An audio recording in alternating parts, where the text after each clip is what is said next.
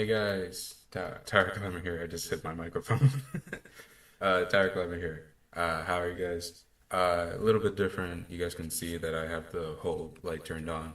That is because I'm actually using my normal lamp, like normal light, for another film that I'm doing. So, and I don't have it with me at the moment. If I sound a little weird too, I'm actually gonna check my audio right now to see how I sound in general in with my with everything, right? Hopefully I sound a little better than last time. But I'm still getting over my sickness. So I have to probably not gonna be like doing the best of my little voice acting abilities. We don't know. I can't say that. That would be an insult to voice actors. But yeah, we are here today to react to not only the newest chapter of Tower of God, which is season 3, chapter 200, which is crazy. I remember getting it when I got into the series. It was like around the time of the first break, I think, actually during the Nest arc, and that was God. That was like season 3, episode 60 something, 67, 69, something like that. I know it was before 70 because when they came back, it was like in the 70s. Um, but that was a long time ago now that I think about it, and it's crazy. Uh, Obviously, I got a comment from somebody who a while ago in my Rachel video, I think that like they've been reading the story for the the first season, and I'm like that's I can't even imagine that because I would have been so young at the point of that happening.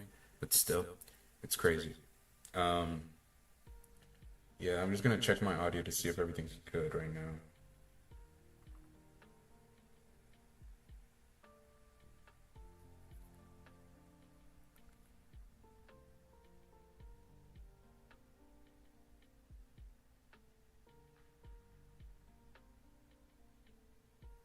I am. I hear an echo. Why is that? Oh, is that because I'm plugged in like this? Wait, I'm gonna take that off. Maybe it's because of that. Oh wait. Oh, I think I know why, but I don't think it was because of that.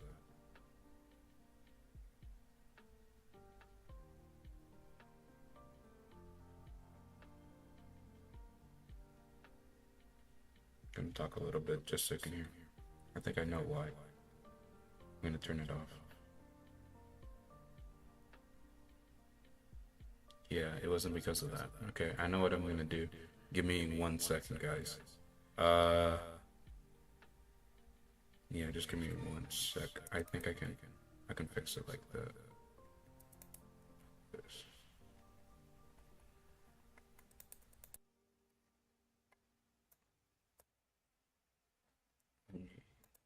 Okay.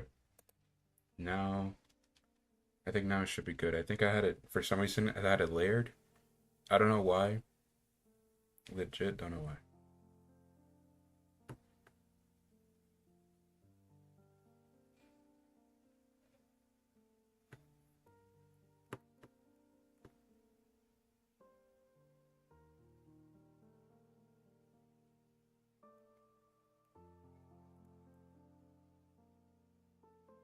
Yeah. For some reason, I had both the microphone of the webcam and the mic this microphone on at the same exact time for some reason. I don't know why. Because I recorded the video, like my next video, and it wasn't like that. I don't know how the heck that happened. But yeah, we're not only gonna do that, the live reaction of the newest chapter that came out yesterday, but we are also going to do the my first live reaction to the new Tower God OP trailer, and I'm gonna put back the headphones so I don't so it doesn't get heard by everyone in my entire uh complex. There we go.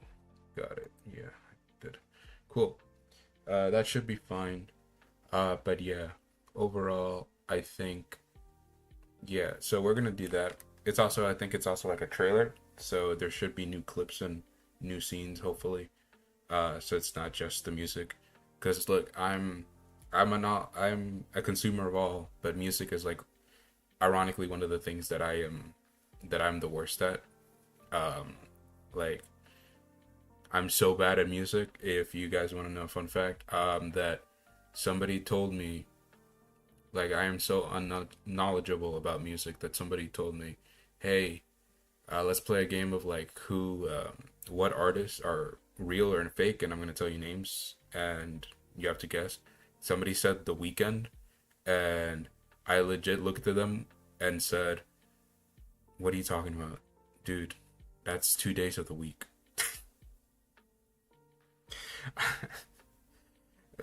But I've learned from my mistakes, but it's so funny still, to me, uh, all the way to this point. All right, so but we're gonna do that first. We're gonna do the reaction of the trailer first. Apparently, somebody told me that only Bonehead has reacted to it or like has talked about it, which I guess makes sense. He's more of like an anime. He does more content on the anime stuff than like somebody like Haku or like Naya or people like that. Um, so yeah, I guess it makes a little bit of sense, but I'm definitely gonna be reacting to the anime and stuff like that, and giving my discussions on the episodes um, when they come out in July. So I'm definitely want to see this. All right, let's get started right now. Let's not waste any more time because I've been a lot of technical difficulties have been happening. Let me just see if everything's good. Yeah, everything's good. You can hear me still. It was definitely not because of the headphones. Let's start this. Let's go to the reaction. All right. Let's start this. I won't be blurring my the this one, but I'm gonna be blurring obviously the chapter reaction like I always do. Just for copyright reasons. But I won't be blurring the trailer.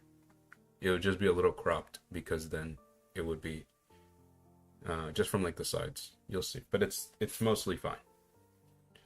Uh, no, that's the chapter. I got the wrong page. Where's the page? There it is. There we go. There's the page. Got it. All right, let's start this reaction.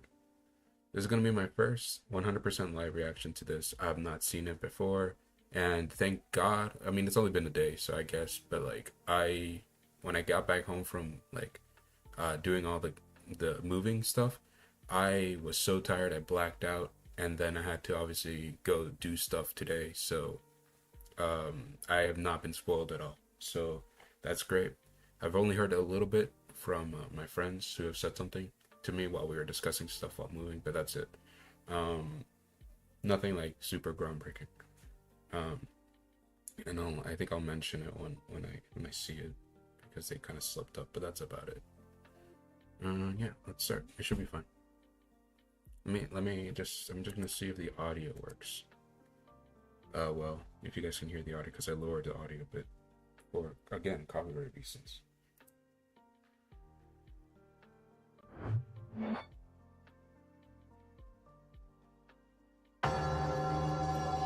Okay, let me just see how that sounded.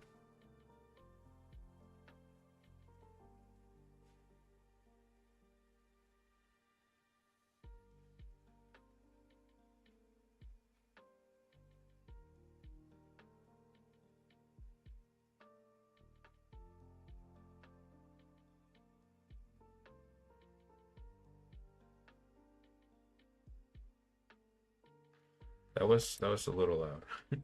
I'm just gonna turn it down a wee bit, but not by much. I think that should be good. Let me just see again. Uh, this is like, whoa, okay. I'm not gonna look at the thing. I'm just gonna, yeah, I'm not looking at the screen. I just want to hear the audio.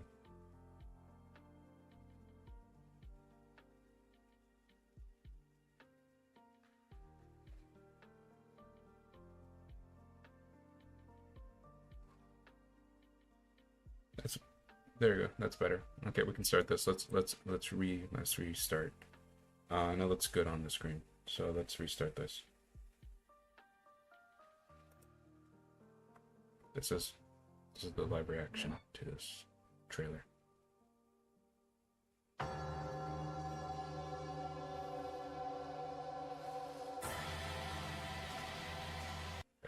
Okay. I like the what's it called? I like the use of the webtoon, but I'm hoping to see some actual like scenes from the anime based on the hit webtoon popular around the world. Okay.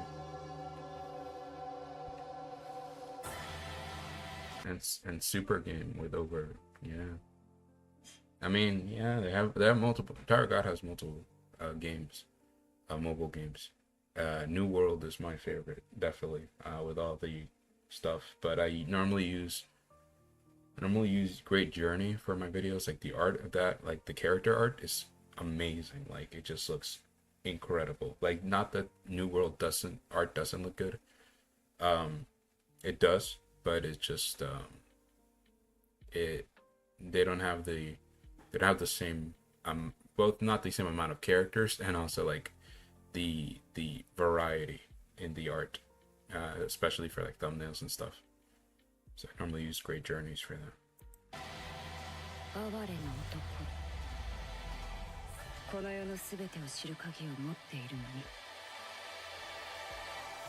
Okay, first off, they definitely have redone. I didn't want to say it at first because I didn't know, but I saw after like the third shot they saw of Kun, I think, this one. That's endorsing. This one, they definitely have redrawn in the new style season 1 shots. It's probably just most likely these are like scenes of.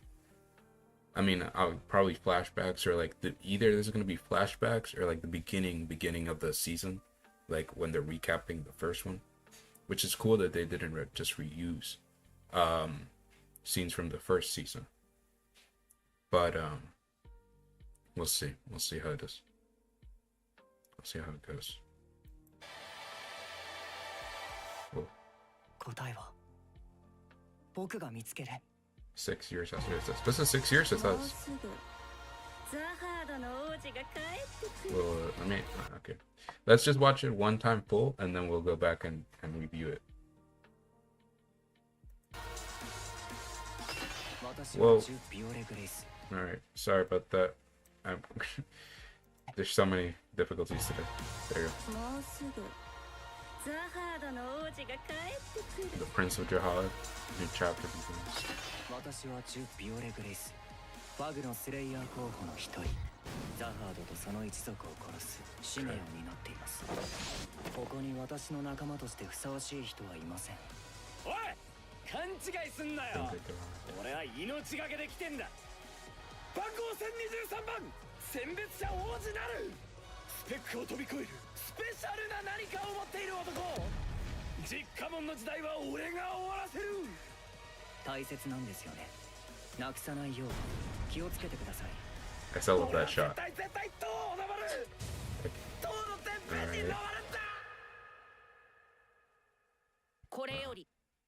have a lot to talk about right now, but I'm waiting for it to end.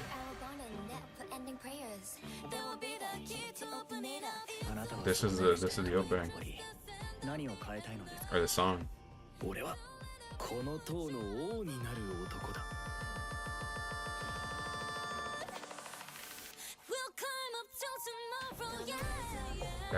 Damn, that's my boy. Okay, my boy. I just got so hyped. Sorry, I get so hyped for that character.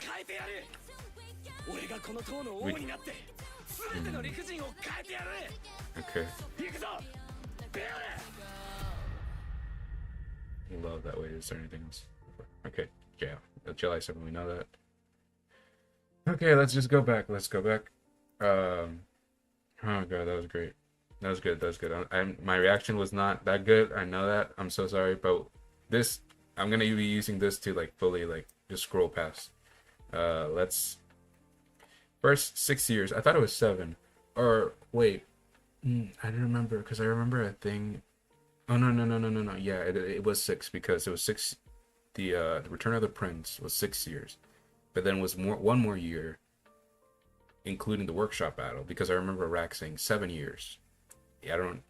When he was fighting Beta, that's what I was confusing it with. But it was 6 years and then another year for the workshop battle arc. So it was seven technically. That Bomb didn't see his original team from season one. 僕が見つける。Before I say, I'm just not gonna mention it because I'm not gonna mention it. I want to focus on the visuals and the song and stuff like that. The voice acting is great. From what I've heard, the voice acting is just amazing and great. Wang Nan just has the voice exactly that I thought he would have. I think I heard some other voices, obviously Bomb and Viol and stuff like that. But yeah, we saw this shot of Repalista. Hype. I love Repalista. I love the implications and theories around her. Let me go back to the shot. Because we get to see the ring of Jihad. There it is. There it is. It looks good. It looks really detailed. Well, I think actually it was weird because it was pretty detailed in the original webtoon too. Like normally a lot of things were more simplified, but the Ring of Jihad was always kind of like a little bit more detailed than the other things.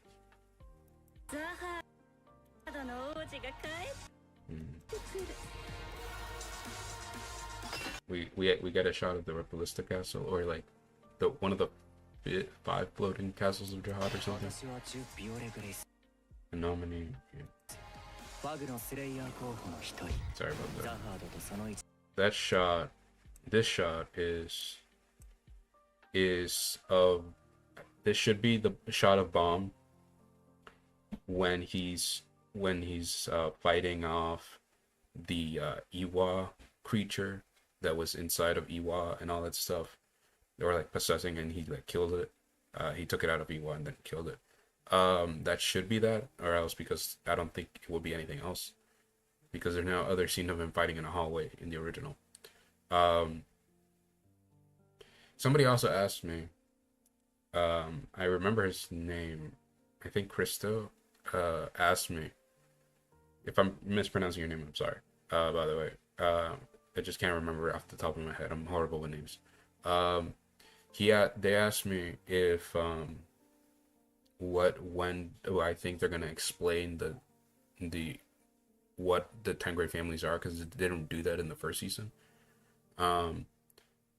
Like fully, right? I think it'll be like this line, I live to kill Jihad and his family, is around that line when they might explain it. Hopefully they will. We don't know yet, because that's when they explain what Fug is, and Fug is explained that they're going after the 10 great families, so that should be around the time that it gets mentioned.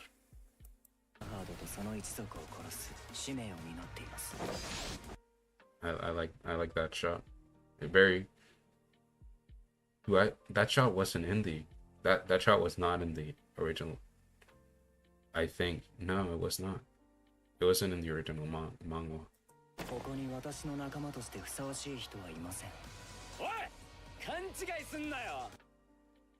I do really like Wang Nan's design with his hair down. In the webtoon itself, like I liked it way more than his original hairstyle, like so much more. And definitely in the anime, like in the anime, I know a lot of people have complained about the character design of Wang Nan with his hair up, because it looks a little too poofy and his horns look a little big. But honestly, I like the big emphasis on his like red horns that he has on the back of his head. But I will say that the hair did look a little bit off, just a bit off, in my opinion. And so I do really like his hair. It may be a little muted. Like I think if I would have had it a little more yellow. To his eyes as well, like probably around the same as Bomb's eyes, something like that, right? But I don't know. Overall, this not that big of a difference, but something like that. Is everything working well? Sorry, is that I just saw a flicker. Um, the test waiting in the 20th floor.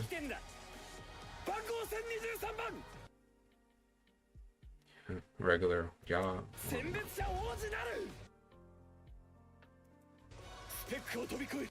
That's interesting. That's a very interesting change. This is the scene of. This should be the scene of when Wang Nan is trying to run away and Lurker grabs him with his Shinsu hand and slams him to the ground. They changed it to him being in a bathroom taking a bath, apparently, and him trying to flee from the window, and then Lurker grabs him. That's very interesting change. I don't know if depends on how it plays out, the scene. It might be more intimidating that he just breaks into his house or something, his apartment. He kind of did that already in the original, but like it may just for atmosphere it may be better. I'm gonna reserve my judgment of this scene until it plays out, because I know they're gonna change scenes because they can't have them be 100% accurate. Also, another thing they changed was if this is the scene of Bomb taking the thing out of Iwa, this one, then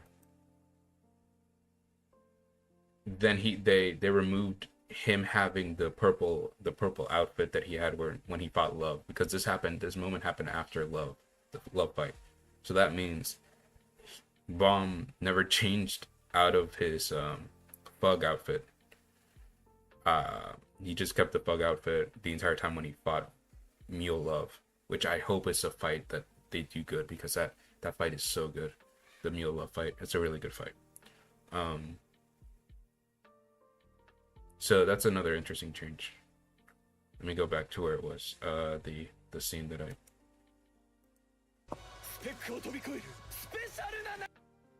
yeah, this is the scene with him and Nia.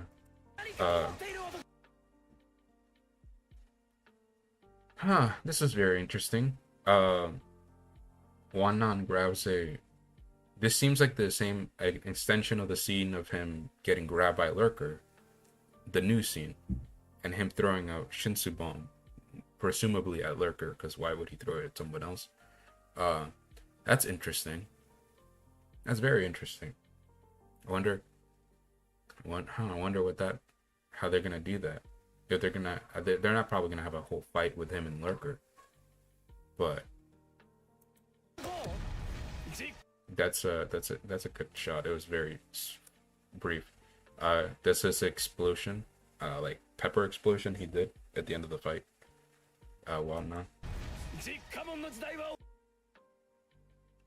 I love that line too in the original. I'm glad they kept it. The era of the Tenkei families will end with me. I love that. Iwa looks great. The colors on her are amazing. They did that perfectly. The shade, that's the exact shade that was in the webtoon. That's perfect. No notes for that one.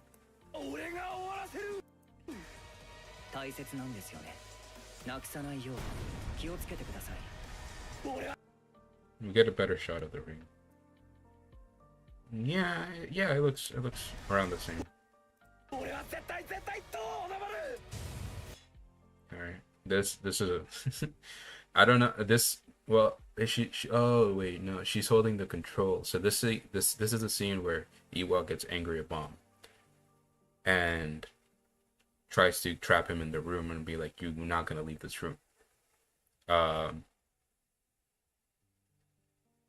That's interesting. Very interesting effect they have for her flames. I like that they're not just regular like red flames; that they're like very special, like energy type of flames that are like pink. I like that effect they have on the flames. Oh, that's my boy. We have to. I'm sorry. We gotta. My boy Arc. Well, that's a very unfortunate shot, but that's probably an in-between animation thing. Whoa. I full screened it. Sorry about that. Yeah, that was a cool shot of our crafter. the full shot. Let me see if I can. Let me see if I can get it. That's they're gonna redo the Rachel scene of her going into the tower. There's another scene that I saw. That was very quick. And this scene. No. Okay. Wait. Also, that's great. We see love for the first time. Man, this trailer is hard to slow down. We saw love for the first time. This is the scene where he's walking up to do the whole thing, and Love explains the rules.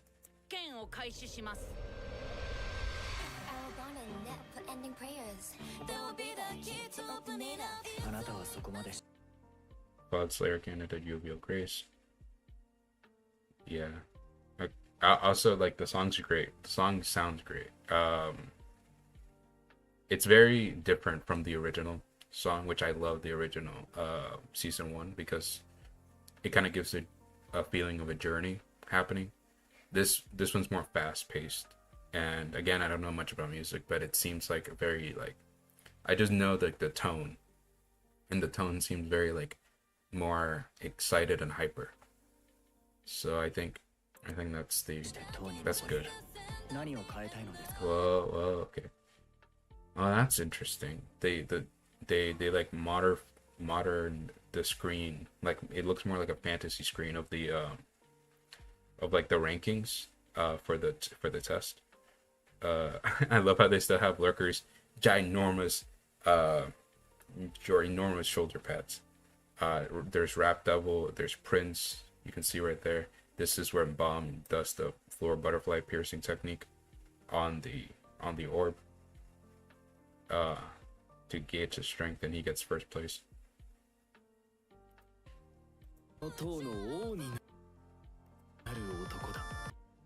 There's so many shots.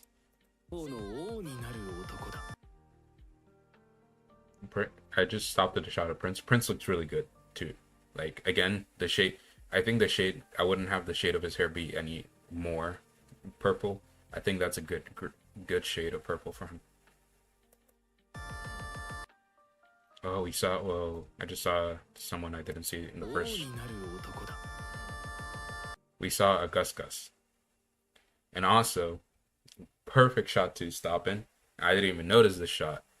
This, if you guys don't know, this thing right here, there's obviously like so many lighthouses around Repalista. But this lighthouse right here, the one she's looking at, the big one, is supposed to be an opera. That is amazing. This is the first time we're seeing an opera in the anime. An opera is one of the strongest lighthouses, the strongest lighthouse in the entire tower. And I like how they made it look like a ginormous cube with like a million cubes inside of it. That's a very interesting take on the opera. I wondered, because I didn't want it just to be a big lighthouse, just like a big cube. I like how it's like a ginormous lighthouse barrier with like millions of cubes inside of it, because the range of the light of the opera is supposed to be infinite. So that kind of it shows you how it would be infinite. Like, it has infinite, like a big amount of lighthouses inside of it. That's really cool.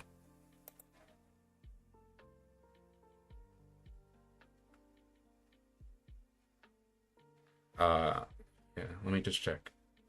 Juan needs shower scene. Hello. Yeah, no, I mean, like, it's interesting. It's an interesting choice, but I am just like, what? Like, I'm very interested how they're gonna play out the whole scene of him being in the shower, and him like versus Lurker. It seems, Iwa such a gem. Yeah, she's, I mean, Dr. Bonehead's waifu. He loves his yawns, man.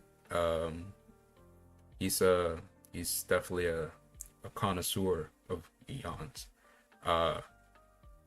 I'm very, this trailer's great. This shot, I think I saw this shot because of Dr. Bonehead though, in his thumbnail. it looks great. I can't stop it in the exact shot. Well, I can't stop it. Well, it's great. It's a great shot of him putting his hand out. Um, my boy Arc Raptor. I love Arc Raptor. The reason I love Arc Raptor so much is because he just walked into that room, and I've said that in the video that I made about him, and his daughter, which is the princess video I made.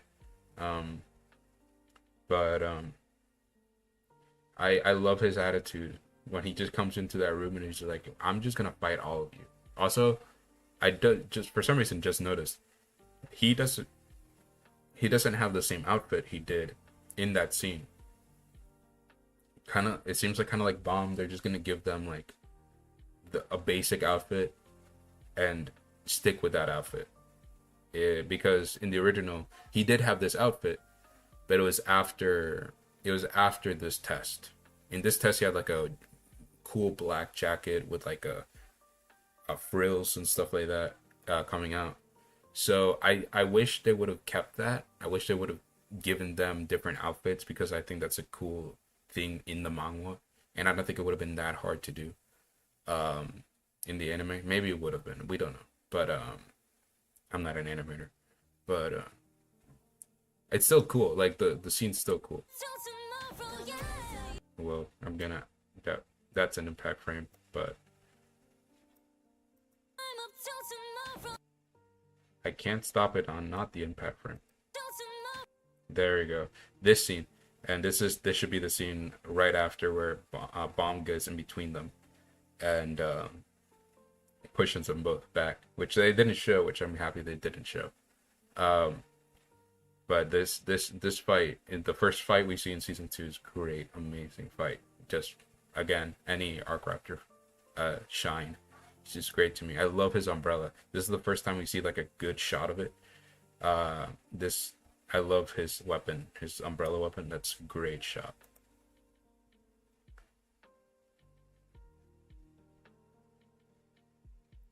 Wannan in the shower, order food, knock knock.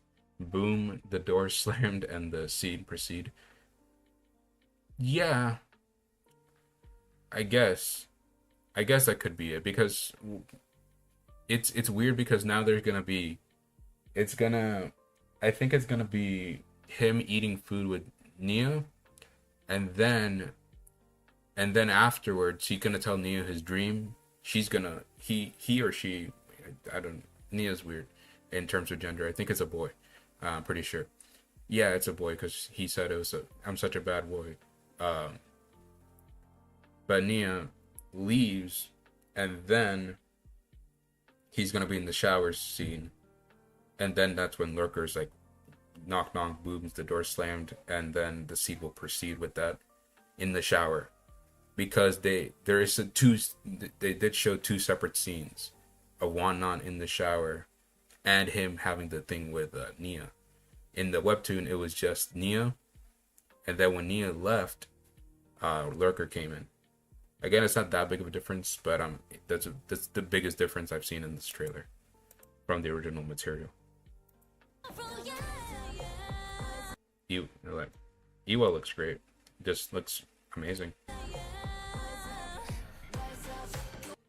Miseng, the crybaby Miseng. I love Miseng. I love Miseng and Goseng. They're great characters, like great little characters.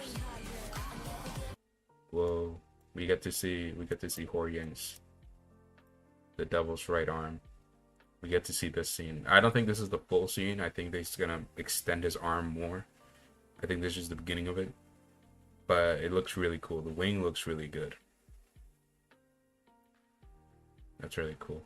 I really want to see this full scene play out. I think it's gonna be great with the music and all that stuff. I wish. God, we're gonna have we may have a whole. I think we will have a whole new OST for the season, obviously. So that's great. We're gonna have new OSTs for Tara and God. So that's going to be exciting. Yeah, Arc Raptor.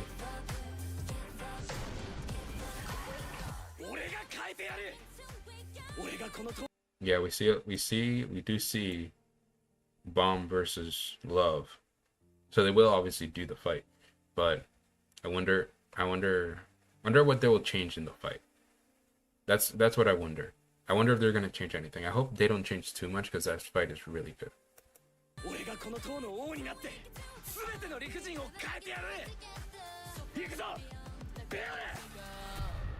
No, that BO was great from Wang Nan. The actor did amazing on that. That was great.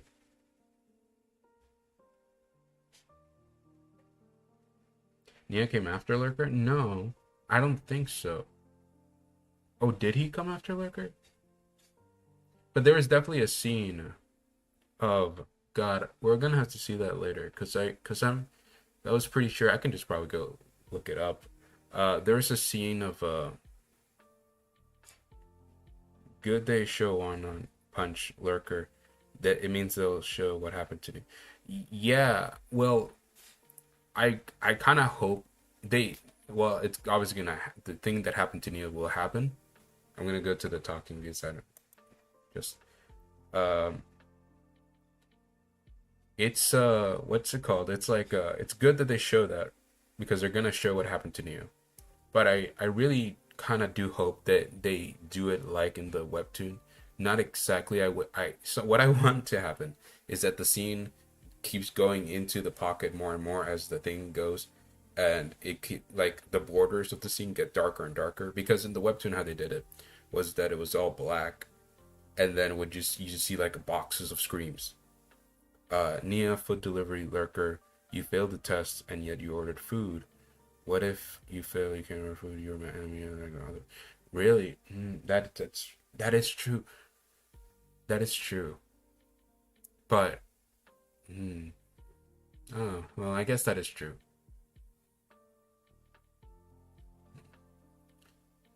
Well, I wish that they showed Horyang hit Rob Devil. That is true. I wish. I really I really, I really do wish we see a little bit extended of that, like because it just kind of cuts away. But I really want to see Horyang just like clock Rob Devil in the face because it was Rob Devil was talking a lot of crap to Horyang. Um, Lurker, yeah, I guess you might be 100% right. I think I just forgot the scene or like the order of the scene. But all I know is that 100% the shower is new. The the shower is a new thing. That did not happen in the webtoon. But you might be 100% right. Sorry about that. All right. Overall, I love the music. I love the if that's gonna be the opening. That's gonna this great opening music. I love the I love the visuals. I love the visuals. There's some visuals that I think can be improved, but I love the visuals. Um, there's some scenes I hope that get extended, and some scenes I hope they don't cut. Like hope that they don't cut short. You know what I mean? Because in season one, it's not like they cut a lot of scenes because they didn't have enough time to do them. But mostly, even the scenes that did do, they cut them short, right, and cut some context from the webtoon. So I hope they don't do that much. They probably will, but I hope they don't do that to like the same extent they did in season one. You know what I mean? So overall, this is a great trailer. This is probably gonna be the last trailer 100% before season 2 comes out. And it is great. I love it. I'm excited for the new OSTs. I'm excited for the characters. I'm excited for the animation. The animation looks great, especially in the fights. Between the fight we saw between Arc Raptor and Horyang. I hope that the Bomb and Mule Love Scene fight gets just as much love because that's an amazing fight in the web comic. Other than that, I don't really have much to say on it. I think that's pretty much all my thoughts. Great trailer, amazing trailer. Let's yeah, I don't know. I hope yeah. Yeah, I hope, but I do definitely hope that they keep a lot of the darker elements. Like, I really do hope they keep the whole Lurker showing Wang Nong the organ thing, like the organ paper. I hope they keep that. I hope they keep I hope they keep like the graphicness of not I guess the showing of the body of the Nia's in Nia's death, but also his their, how do you say, like their, the gruesomeness of the sound effects and all that stuff. I hope they keep all that stuff. I hope they keep all the rawness of all the scenes, even with the art style change and all that stuff. I hope the scenes still feel raw, and I think it will be. I think it will be, and overall, I'm just really excited, and I'm definitely gonna be reacting to the season 2. So yeah, let's get into the actual chapter because we spent a lot of time on that and looking over at that. Also, the trailer scene when Wang Nan says, "I'm regular Wang Nanja." It's the part he's begging Bill to pick him. I'm so can't wait to see it. Hope they won't cut a thing. I love that scene too. I hope they don't cut anything of that. Oh my goodness. I remember that was the first time I got like such a big laugh from Targa. Like I've gotten chuckles and laughs. Like I've been like haha, right? But I think I 100% laughed like out loud at that scene of Iwa saying that she has bigger breast uh than Wan Nan, and then Wan Nan was just like Wan Nan's like, what? No, oh no, you don't, and then he just he's about to undress himself, and then you just see the comedy panel of all of them like about to kill him. Like Arc Raptor has like the umbrella, Hor Yang has like his fist, and Iwa has like the flames. They're like, "Don't you dare!" I remember laughing so hard at that scene. That was great. I wish that scene. I'm gonna be so upset if they cut it out, man. So upset. I mean, that's a scene that I can't forgive if they cut out. Let's yeah, but without further ado, if you guys want to ask anything about the trailer and the anime, I'll 100%. Uh, Poryang had that like scroll symbol. Yeah, yeah, 100%. Um, 100%. Let's now just go. Let me see if I can go to. Let me change the actual properties of this. Oh, whoop. Oh wait, no, I have to. Sorry, just got to do this so I can. So it shows up as. There you go. Now, before I get into the chapters, I'm not gonna do a recap that much of the last chapter because I feel like we've already spent a lot of time on the trailer. But I'm just gonna give it like a general recap. Last chapter is mostly like about Traumarai and Kiryu and a lot of the past of Traumarai. Basically, it's called Traumarai's Past, I think, the flashback scene. And basically, it's a great. I so hope that it's like a Wang Wang. Sorry, I've been saying Wang Nan so much. Wang Wang situation where it's multiple chapters, and like 5 or 4 chapters of this, because it's so good, and I hope we get to see a lot of more people. I hope we get to see the family heads. Maybe not all of them, maybe some of them. My hopes. Because even if we see them, that doesn't mean they're going to look exactly the same in present day, because Traumarai does not look like he does in the flashback. Gustain kind of does, but like he dresses differently. He doesn't have like the big coat, and I think his glasses are different and some stuff like that. He also kind of just looks a little younger. But it's mostly I really wish that we get to see a lot more maybe I one hope that I really have is that we see V or Arlen, because this should be around the time of the Ancient War, where they're fighting the where they're fighting the other family heads. It should be around that point. So yeah. Other than that, I think we also saw like somebody who's potentially traumatized love interest.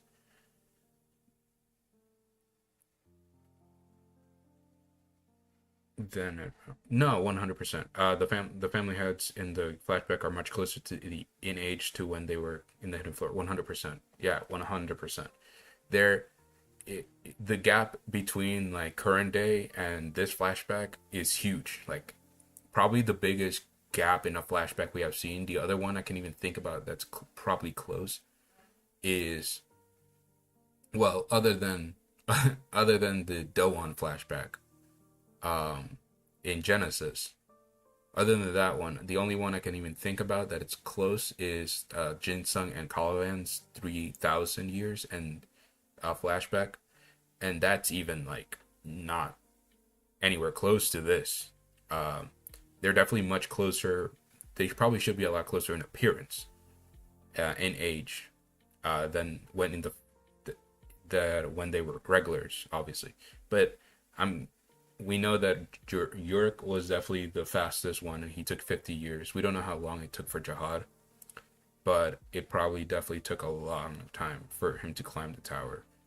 Um, Probably not like a regular person today would take to climb the towers, like thousands of years. Maybe it didn't take thousands of years for him to climb the tower, but it definitely took like hundreds of years for him to climb the tower. Um, I would guess to say maybe like 500 something like that years, along with all his companions, something like that. Um, Maybe, so depends. I don't know. It could really depend because his team is stacked. I mean, you got the 13 warriors and Luslek and Quadrado and I guess a lot of other people. Apparently, there's apparently like a whole squad of people climbing the tower. Um, so they might have cleared it in like 200 years. We don't know. But I really doubt it. It probably was around 300 to 500, 600 years, something like that. Yeah. But let's read. Uh, very interesting discussion. Uh, let's read. There you go. Is everything good? Yeah, everything's good. The we got the clearing thing. Let's do this.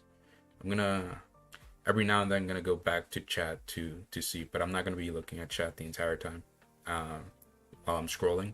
So at some point I'm gonna stop scrolling and go back to chat to see if everything's good and to see what you guys have to say.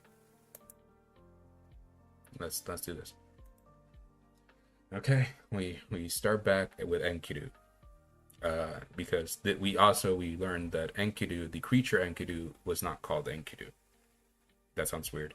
The creature was just a blob, the unnamed creature created by McSeth. Us, I forgot about that. McSeth, so much McSeth stuff in last chapter, which was crazy. The father of everything. That's what he called himself.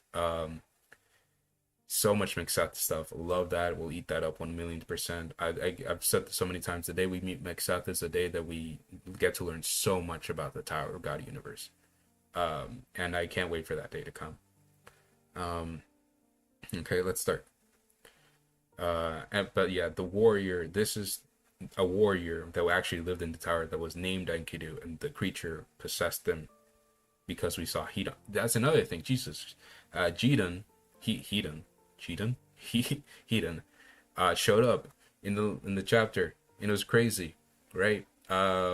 We haven't seen him since season one. Aside from flashbacks in season two, we haven't seen him talking since season one. Since the whole Rachel thing, flashback in season one, that's crazy to me. And we saw him for multiple panels, and we saw him talk, and it was amazing. And he was called like the most transcendent being in the tower, which at this point, because Enryu and Pentamina weren't a thing in the tower yet, they were definitely he was definitely the most powerful creature in the tower. Uh, Hidan was. So that's really cool. Um, yeah, let's keep reading. Um, I've come to be your friend as you commanded me. I see. Welcome. We don't get to see in the preview before the title screen. We don't get to see like the text bubbles, the black ones saying that the rift is gonna become or something like that. Uh, Tower God, Tarmoy's Pass 2. Okay, we obviously we're gonna keep it because they had like one last time. Oh God, I have to prepare myself because I know I just know some crazy stuff's probably gonna happen. Also, if you guys hear stuff in the background, sorry about that. Uh, you guys shouldn't hear it that much, but you guys will probably hear it a little bit. Okay. Okay, we see Enkidu.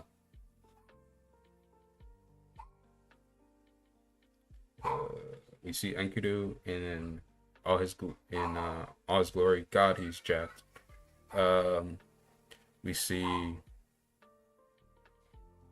like a bomb. What's this? It seems like a bomb.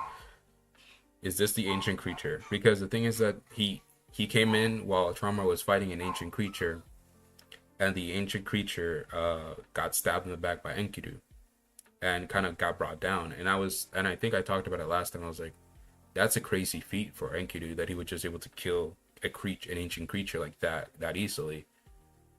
And Traumarai was like fighting it for a. Now didn't one shot it because he was fighting him for a bit with all his animals, and his animals didn't just kill him immediately. So it must have been really strong.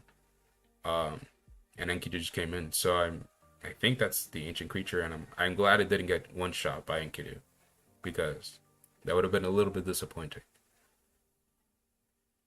All right, but Enkidu was able to react to whatever it was. It probably is the ancient creature. Jump. I do love Enkidu's design. It's just so like for some reason it reminds me of like a minotaur.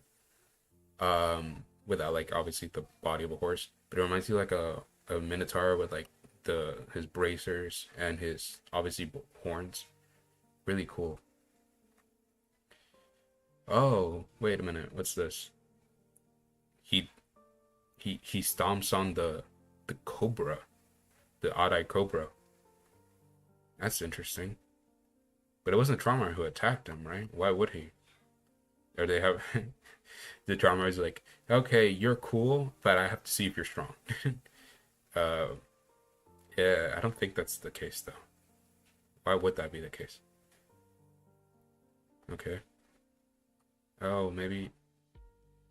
Okay, I'm just gonna keep scrolling because I'm gonna be confused for a while. That was very reckless of you. You're not ready to face that ancient creature yet. Oh, it's okay. He was dodging the ancient creature and he just landed on the Shinwei. Cool. You're not ready to face the ancient creature yet. I love how he's so happy. He looks so happy, Traumarai. He's like he feels like he's joking around. Hey, that was very reckless of you. Stuff like that. I can do it. I chose this body so that I could help you. I can handle this. Alright? Do you know how to use Shinsu? Of course. Like this. Wow, he does know how to use Shinsu. I mean, he was a blob. Probably made out of some type of Shinsu.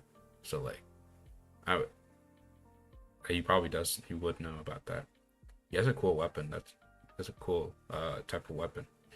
Kind of like it looks like a prototype of a needle, like a cleaver. Uh, that's a that's a cool panel of him gathering the Shinsu around it. It also has water Shinsu like Hansung and Bomdu, like very pure Shinsu. All right, it hits him. It, like looks like it hit him in the eye or right above the eye. Doesn't look like it did that much though. It looked like it just splashed. Blast.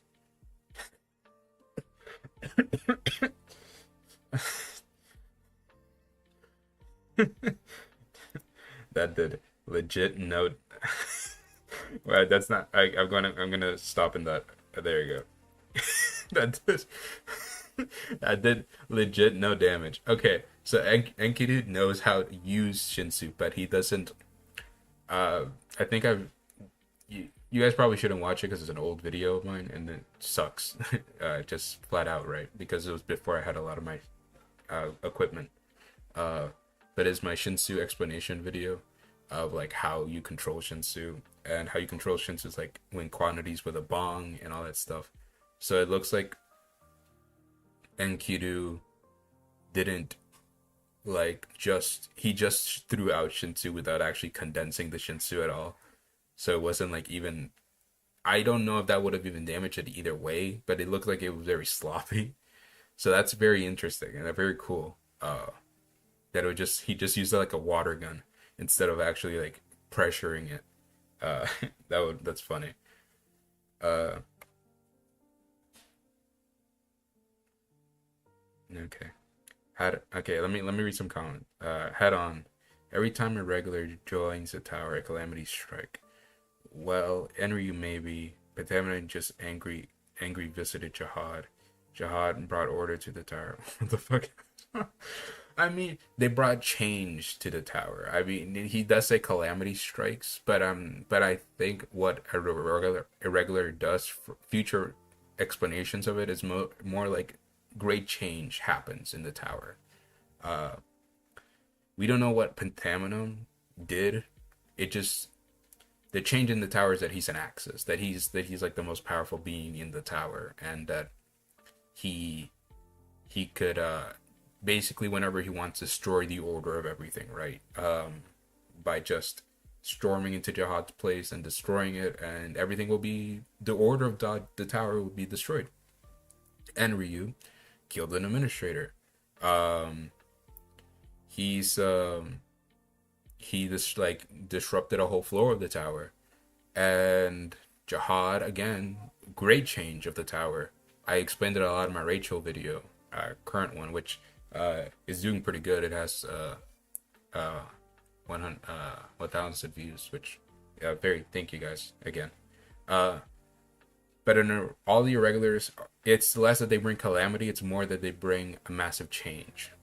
And Rachel and I proposed the idea that Rachel in that video does bring that change to just not in just from the behind the scenes. Like she basically freed White, basically brought White out of the Hell Train. She basically did all this stuff. She has Emily. She's basically pulling kind of the strings of the whole war. She knows about revolution. She knows about Jihad and his system and like his the princess of Jihad and all that stuff that could tie back to revolution too. All that kind of stuff. She knows so much stuff about the tower, and she uses all her knowledge and Emily to change the tower in so many ways. Bomb, there's obvious, right? He's Bomb. He changes the tower literally with everything he does. He was like destined to devour everything. Like everything he does, every action he has taken so far, at least in season 3, and definitely maybe in season 2, not much in season 2, honestly. He doesn't do that much that changes the tower. In season 3, he definitely does a lot of stuff that changes the tower. He like he's going to war, he's doing all this stuff, blah blah blah blah blah. Enkidu design reminds me of demon version of Wang Wang. That is true. He does give Wang vibes. That's very true. Let's keep reading. But I do like this shot. Roar. Oh, that's cool. I'm so sorry. That's really cool. He Enkidu's like, what the fuck? But I love the create the all his like holes that he has in his shoulders. He can fire blasts, and that's really cool. Also, the design of this ancient is also cool. I'm kind of I don't know if he's gonna get a name, but it's really cool design. He has like wings too. It's cool. That's no, that's not how it's done. Watch me. The Alright, so Trauma is using Shinsu. We've seen him only use Shinsu one other time. Like, other than Shinsu Black Horse Sphere. We've seen him use it against Nen Nen when he killed her with that green spear that he summoned from Shinsu. So, he looks like he's doing something similar to that. So he's gonna show Enkidu how to use Shinsu like properly. Watch me. Whoa. Whoa. Alright, okay. Well, that's crazy. Okay. I'm gonna get into a little rant here. Not really. This is how you use Shinsu. That's very. Did he just? It looks like, yeah, he just sliced this giant in half. That's crazy. Also very visually cool. Just like a giant green slash. I love the motion. I love the motion Trauma, because Trauma is very laid back. He always lets his Shinwei fight and he stays back. But he speak probably because he's more excited about Enkidu. He's like, all right, let me show off. Let me get a little bit more active, and let me actually use my like motion. He like did like a whole slash with his hands. That's interesting. But something that I was about to say was that Traumai seems normally when you're an anima, it depends. It varies obviously because Ren was definitely stronger than the bull, even though the bull was his Shinwei, or at least he was controlling the bull, right? Ren was definitely stronger than the Shinwei. So there are cases where the master is stronger than the Shinwei, and stuff like that. There's many cases of that. And obviously Trauma is the master of all Shinwei. He's the master of all beasts. He can control everything in the tower. Like, that's a beast. Or a Shinwei, right? But something that I brought up in my ranking on regulars videos, seems that the Shinwei under his command, even the strongest ones, like his 7 personal ones that he still has, are like stronger than they're stronger than like top 100 regulars, rankers, sorry, top 100 rankers. But it seems like Trauma himself is way stronger than all his Shinwei. Because we also saw his Shinwei go up against Gusting and do nothing. And Gusting was like, oh, why are you using these trash against me? But I feel like if Trauma fought, from what we've seen, if Trauma just fought Gusting with his known Shinsu attacks like this, I think it would have been a more like, not less clear of a fight that Gusting was dominating. I don't know. And also, it's probably just his talent and also personality that like Traumrai stays back in a lot of fights and doesn't get very active. Like this. Like, this is very rare, I think, for him to do this because of Enkidu's presence here. Did you see that? I love how you can see it as he's happy, man. You can see his face. Enkidu's terrified. I mean, who wouldn't, right? That was amazing.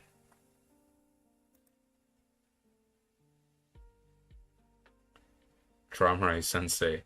That's how you use it. Use razor leaf, not warp. He's like, bro, like, I know he looks like an earth type, but like, just a ground type. I know he looks like a ground type, but don't use water attacks on him. Like, use this. Like, he just told him like, hey, look, I get it. Don't do that. That was amazing. I'll teach you lots of things. Does that body have a name? I really have gotten used to Traumarai, both his long hair and without a mask. I really have gotten used to it. I also like his pointy shoes. He has like elf shoes. Does that body have a name? Enkidu. Lopopia Enkidu. Wow. He took the Lopopia name for himself. So does that mean Enkidu was the first? Well, if probably Trauma's gonna accept that, right? Does that mean other than obviously Traumarai, is and probably maybe his wife. Who knows? Like the person, his love interest maybe has his the Lopobia name now. I don't know about that, but Lo Enkidu might have been the first Lopobia because we know currently that Trauma doesn't have any kids. So honestly, Enkidu might be the first Lopobia other than Traumarai. That's a crazy idea. Lopobia Enkidu. He's so happy, man. That's crazy. This is what I wanted to see, more emotions from them, other than just like sadness, apathy, non-interest on anything around them. You already chosen a name. You already chosen a last name for yourself, have you?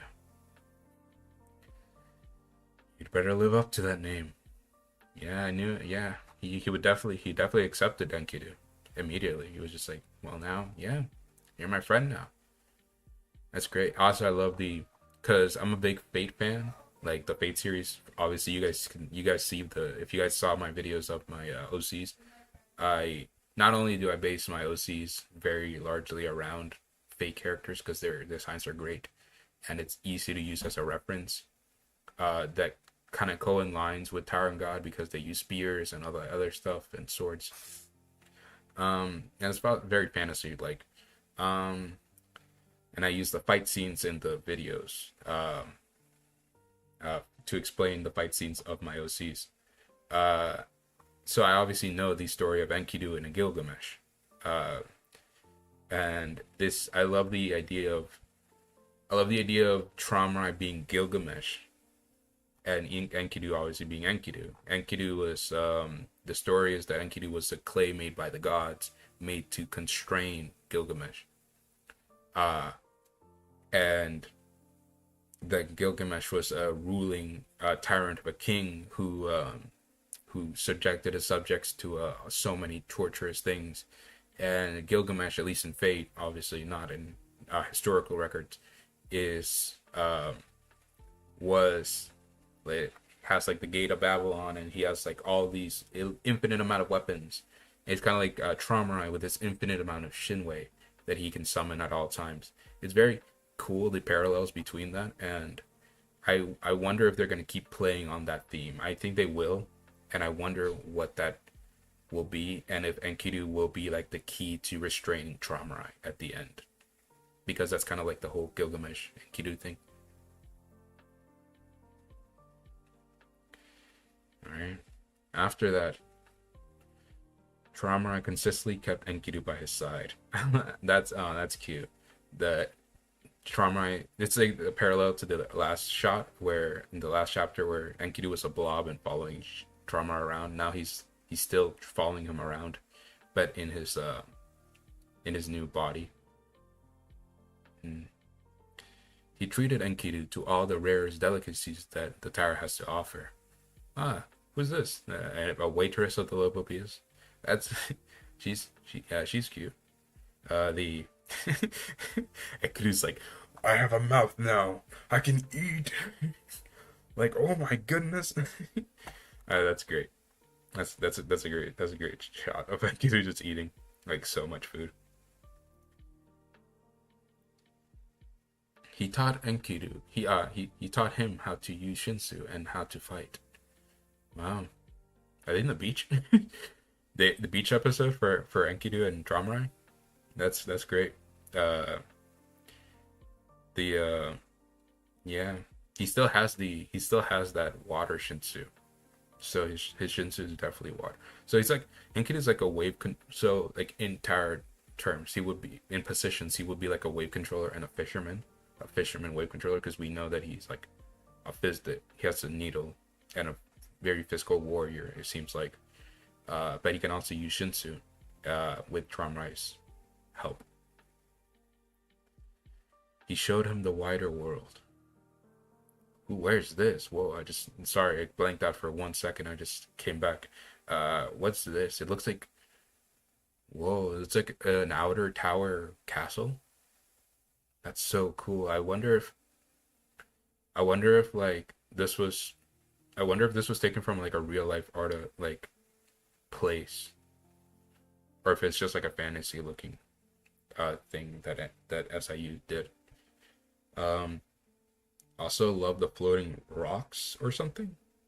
It looks like it's inside of like a cave area or like a mountain or something. It looks like a bunch of like rocks floating all over. It looks like a suspendium, like maybe like unpure suspendium that's just floating around this castle. Very interesting. Very, very interesting. When Traumai's companions found out about Enkidu, they thought it was odd that Traumai had become so close to a human rather than an animal. They told him to be wary of Enkidu. Really? They told Trauma to be wary of Enkidu. That's interesting. I mean, I guess they're just worried for his companion, but like that's for them to say to be wary of someone else. That's you know. Also, okay, we see some silhouettes. So that's Edwan. That's Gus Thing. But who's that in the background? That's a female. Definitely a female. She has blonde hair. That can't that can't be any of the family leaders. Blossom would not have. Blossom probably would not have blonde hair.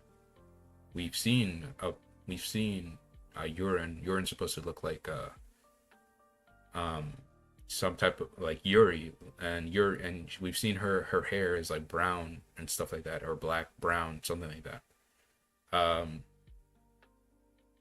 and that should maybe it's Hana, Yan Hana, but I can't. But other than that, like who could it be? Maybe when it's us, his companions found out. Maybe this is not just the family heads, but also like his other companions. Because we know that it was not just the 13 warriors, so there's many companions. So maybe a lot of other different companions of Traumarai was like, hey, be wary of him. Like, they probably still keep in touch with people like Quadrado and stuff like that. Um, it would be weird if they didn't, because they were close. But yeah.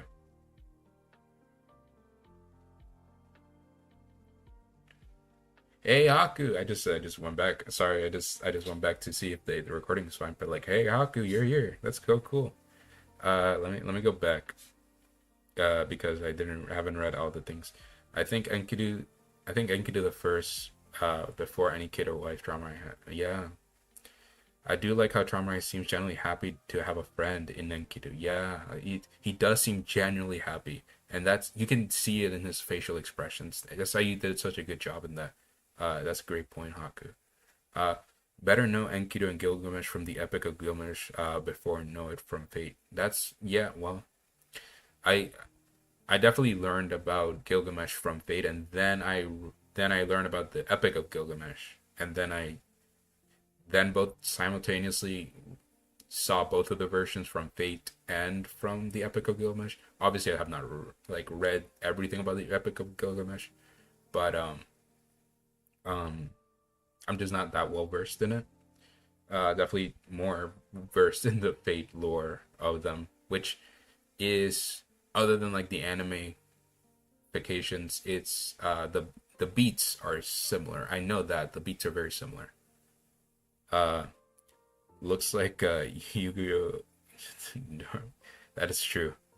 Uh, I think it could be based on something. I'm not cultured enough to recognize it. Yeah, I don't know. I don't know what that could be based off. I'm not. If you're not cultured enough, Haku, I'm the most uncultured. I'm the most uncultured person in the world, so I don't know anything. There you go. Let's keep reading. But Traumarai insisted on calling Enkidu his friend. That's very interesting. And that's not all. He even went to see the administrator and asked him to grant Enkidu as much protection as possible. Yeah, this is when Enkidu from the administrators got the blessings of unkillability and and he can basically kill anyone. It's weird how the phrasing is, but he can apparently impose death on people that are way stronger than him. Like Bellerir was able to kill Tiara, which doesn't make any sense. But because of Enkidu's rule, would allow him to do that anyway, even if Bellerir is like so much weaker than Tiara. That's how I look at it. That he can just kill people way stronger than him, no matter what body he's in. Aside from irregulars and the Ten Great Family leaders and all that stuff. Enkidu's busted, by the way, with those things. That's crazy.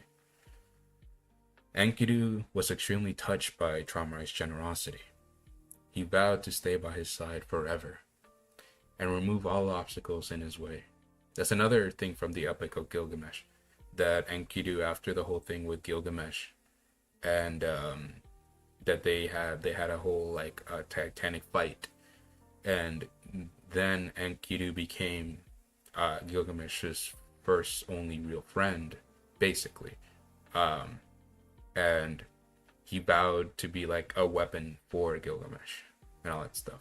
Again, this is going more on like fate lore than like the Epic of Gilgamesh. Again, I'm versed in it, but not that well versed in it. If anyone wants to clarify, you can. I'm not that well versed in it, but that's like definitely like the fate version of it. That's still tying back to Gilgamesh and Enkidu. There seemed to be nothing that could trouble the friendship between the two. And yet Enkidu had always been bothered by something. Alright? I'm coming in. What bothered him was the presence of a woman. It's always a woman. So is a sausage. So is such a sausage fest until a woman gets her. Just kidding. Just kidding. Just absolutely kidding. But this is gonna be his wife or his partner, whatever it is, right?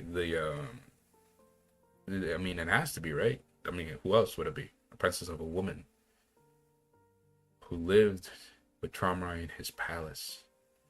Wow, we get to see her. So this is not. I called it her angel last time. It was not angel. Icarus.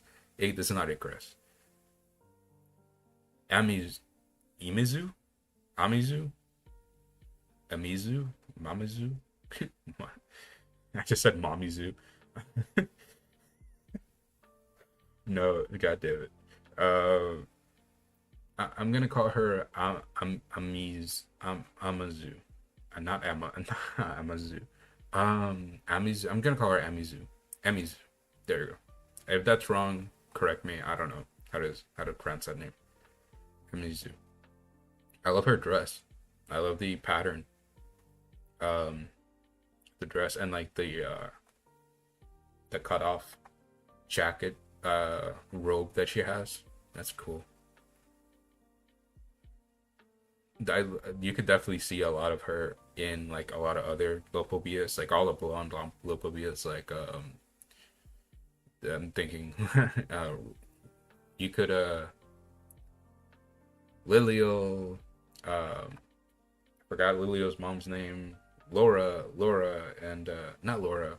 What's it, Laura? Yeah, it was Laura. Yeah, Laura, Ren, and Ren and Ling. You could see a lot of them in her. That's interesting. Very interesting. Amizu. Her name was Amizu. She was with Tramarai when the 10 Great Family leaders first finished climbing the tower. So she was one of like a Quadrado and a Leslek and maybe a Ilarde. I think it was Ilarde. Haku, if you're in chat still, correct me if I'm wrong, but I'm pretty sure it was.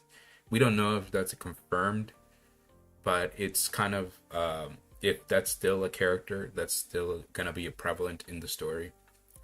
Is Jan Ilarde, who is the like the sister or something, or like a cousin or sister of Jan Hana, and Jan Hana like basically Jan Hana is like a virgin, and Ilarde is the one, like the godmother. She's actually the one who's giving birth, and uh, making the kids of the Yon family, not Hana herself, which is very interesting. And I hope that that's still something that still is a thing in the story. Uh, but if she's still a character, she may also be one of the people that climbed up uh, with the tower, the Tengri family leaders. She may also be part of that group, but we don't know that yet. That's just like a theory. But now we know at least 3 confirmed: Quadrado, Leslek, and Mizuno. Okay. Okay, so I see you've been quite busy lately, Tramrai.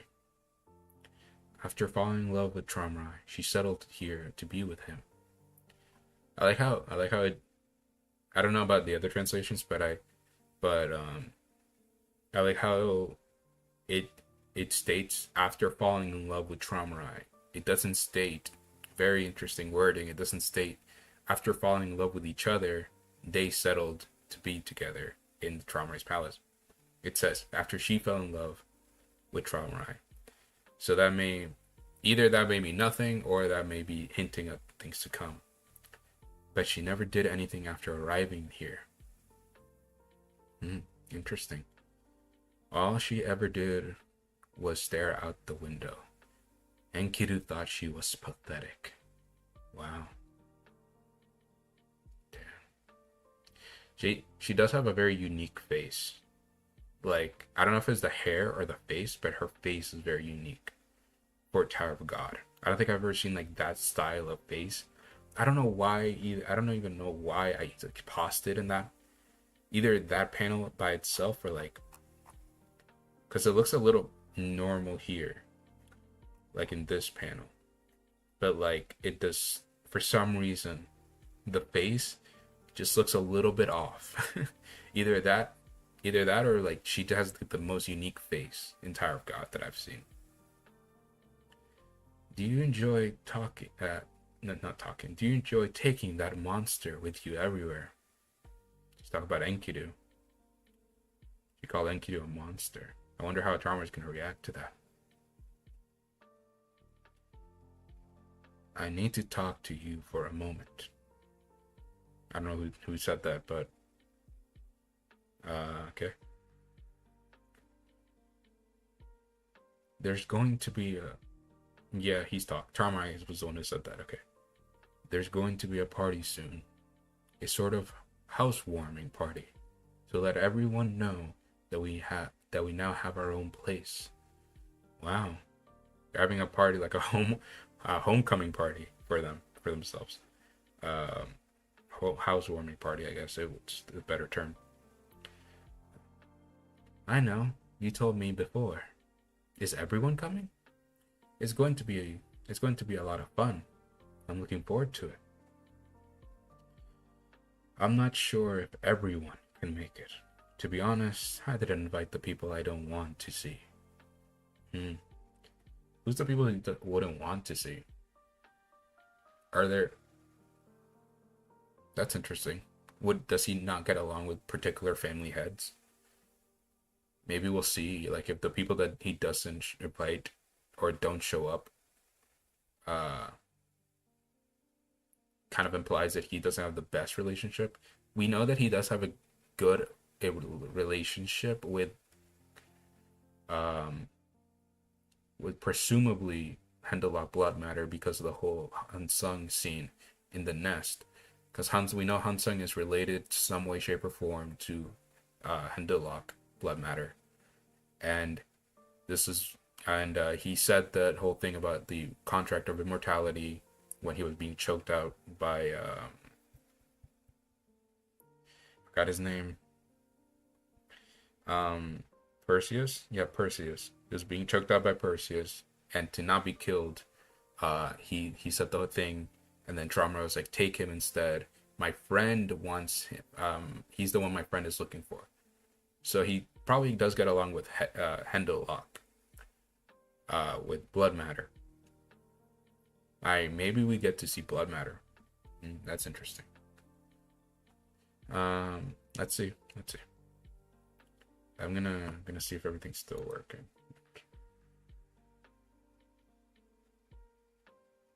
I think Amizu might now be the fourth confirmed member of the team outside of the irregulars. Machia, Quadrado, Amizu, and the questionable one is Icarus.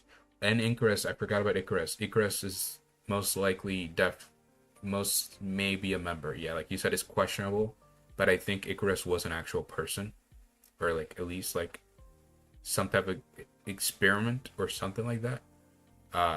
Because she calls herself a doll, maybe she's like a workshop experiment. Um, so yeah, that's a questionable one, but it's probably her. And then again, if you want to take the theory into account, maybe Jan Ilarde. Again, I don't know if I'm saying that name correctly, or even if that's the right name that he told me, Haku. But it's definitely possible that they're those, and everything is running smoothly. So let's just keep going. But this also, I'm getting excited. Back into this, like the reading mode, I'm getting really excited because that means we might actually see some of the family heads, not just Gustang, not just I don't know who we may get to see. You might get to see them because I mean I don't know. Let's keep reading. I'm getting excited, but I'm not going too far because I don't know if we're gonna see them in this chapter or next one. But I don't know. Let's see. Too bad. I was hoping to see everyone. I don't understand. What's so amusing about seeing those fools? They never change. I mean, well, in his perspective, they might never change from how they were. But the family heads dynamics definitely change. Like they definitely change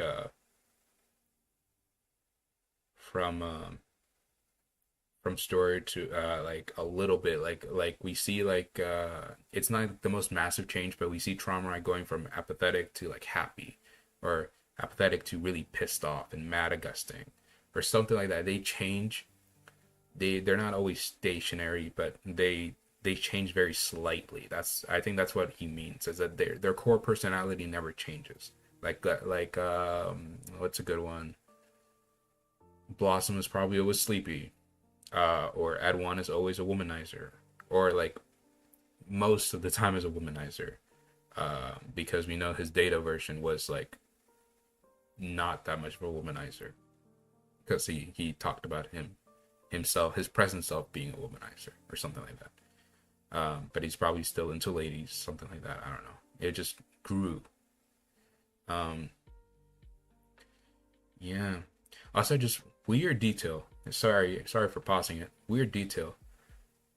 I just noticed. I don't know how I've never noticed this with Trauma being around for so long. His eyebrows are black. I don't know why.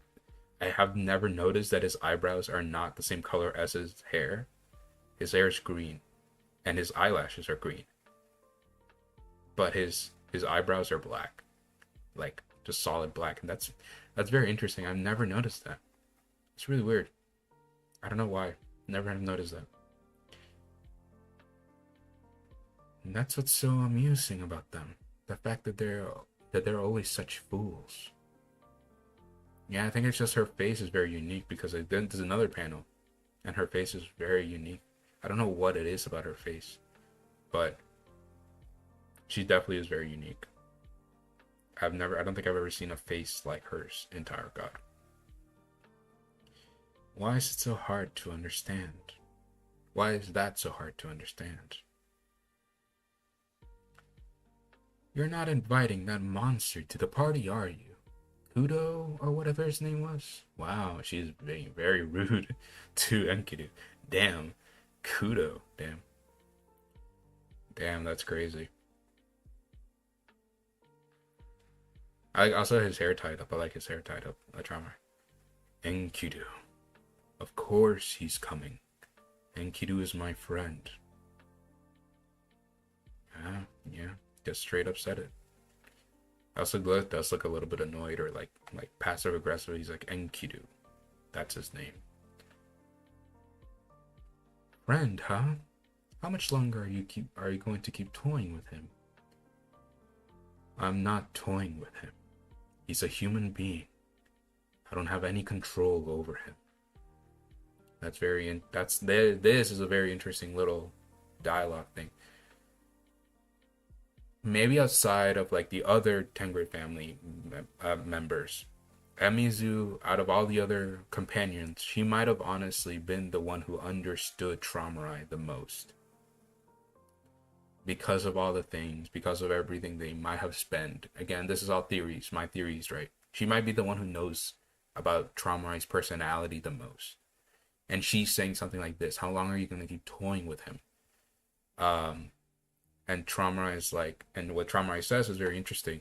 He's a human being. I don't have any control over him. Meaning, if he saw Enkidu as not a human being, he would toy with him. He would control him. It's just in his nature to control anything that he can control.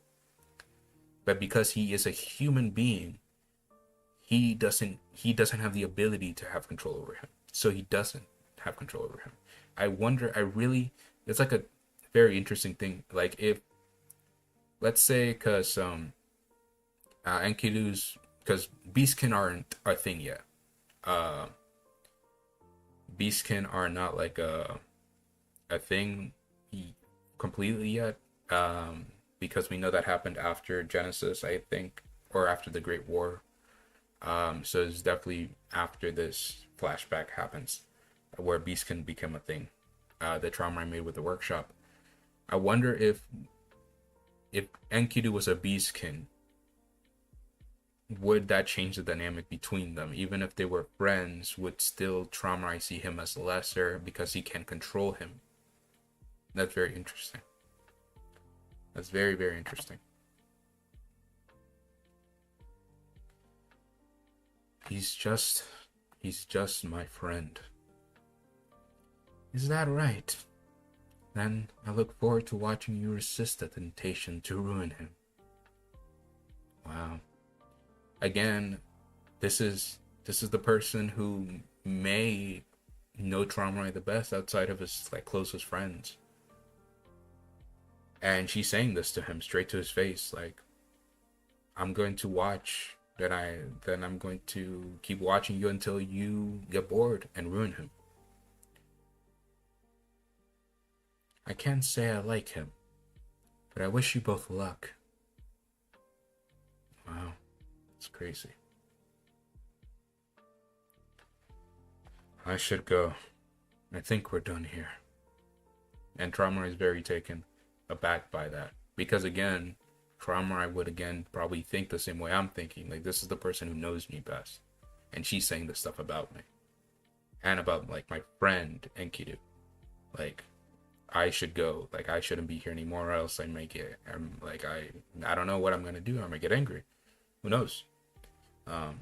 Very interesting. This is the first time we see her, Amizu. And she's a very interesting character, just from the way she's talking to Traumarai. And the way she talked about her companions. Traumarai. I like that shot. Like they're like he's walking away from her. There's like nothing. The table's not there. The chair's not there. Like in a void. Do you still love me? Wow. Also, I just noticed her little.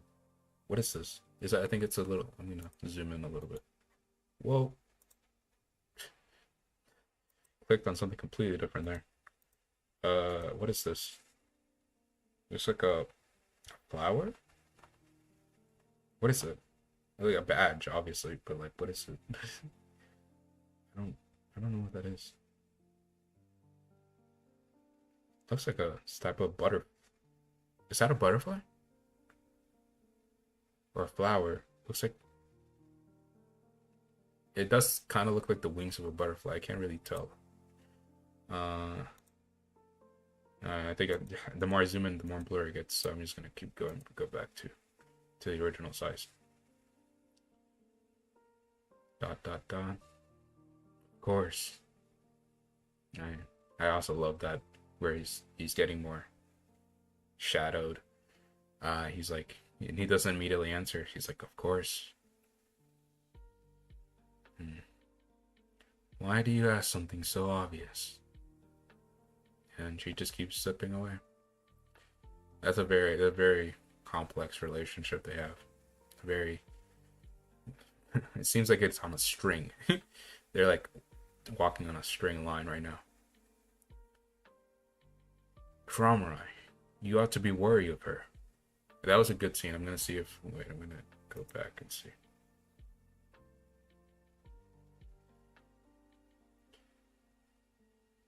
Traumarai's hair and eyebrows are like Goro's and purple. Really? Butterfly. It's a butterfly. Okay, so it's a butterfly. It's not a flower. It's a butterfly. Really, Goro has that too.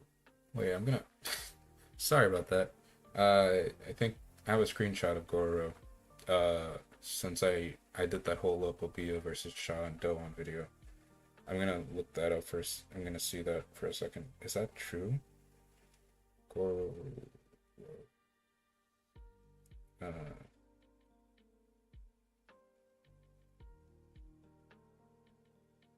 You're right. You're right, Haku. He does have black eyebrows. That's very interesting.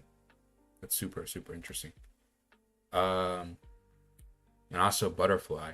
That's knowing what we know about butterflies. That could be a very red flag and red herring for stuff to come. Oh my goodness! Now I just said that, and I'm like, again, so excited if we actually get to see somebody like V or like Arlene or someone like that. Oh my goodness! If that happens, I'm gonna lose my mind. Okay, Trauma, you ought to be worried of her. Everyone around here knows she keeps using those birds of hers to communicate with someone on the outside. So is she an anima too? Maybe that's how they got along. Maybe that's how maybe that's how her and Trauma got along, because they were both animal lovers in the group. They were both animals in the group. To communicate, she's using it to communicate with someone, and she won't even tell you who it is. What if she's trying to betray Enkidu? Didn't I tell you before? Pay no attention to us. He's drawing a line between his friend and his lover. He's like, look, man. I mean, sometimes, even in real life, you gotta do that sometimes. Like, hey, unless it gets super real and you know it's like hurting like us, I don't want you to talk about us. Like, I don't want you to talk about my relationship and all that stuff. Which you could argue it's unhealthy and all that stuff, especially with people you would consider your best friends. But this definitely happens all the time in real life. Okay. I'll not permit anyone else to speak of us. Very well, Traumarai. I also like that he doesn't call Traumarai Lord Traumarai. He calls him Traumarai, just straight up. Enkidu doesn't call him Lord Traumarai, like all that stuff. He just calls him Traumarai. That's very, again, Enkidu at least sees, and maybe even Traumarai does see both of them as like friends, so they don't talk to each other like that. When Traumarai said us, he was referring to the people who had climbed the tower with him. Oh, so he's not even just talking about Emmys, he's talking about all of his companions. Damn. He never spoke of anyone else as us. Really? Yeah. Even now he doesn't do that. He calls Blood, like I said before, he called Blood Matter his friend, but he calls everyone else like creatures. And he talks like everyone else is a creature and the Tengri family heads are humans and all that kind of stuff. Not, but this is more personalized version of that talking, including Enkidu. Wow. So Enkidu is not even included in the us. And I love that shot of him being like still just being a blob in the ground. Or see, that's how he feels still. Traumarai and the others were true friends. That's interesting. Enkidu was merely a toy friend that Traumarai wanted to play with. But if he stayed by Traumarai's side, he was sure that would change someday. I love that he's like in the jar. I love you can see like his human self inside of the blob. That's so cool. Is that true though? That's it's a narrator, so it may be true. But I don't know if Traumarai truly just sees him as a toy friend. I just think that the companionship of the 10 great leaders and the other companions during the climb may have been just so strong. They're more like family. And Traumarai sees Enkidu, because he definitely seems happy around Enkidu. He definitely doesn't. He definitely does. He sees Enkidu as more of a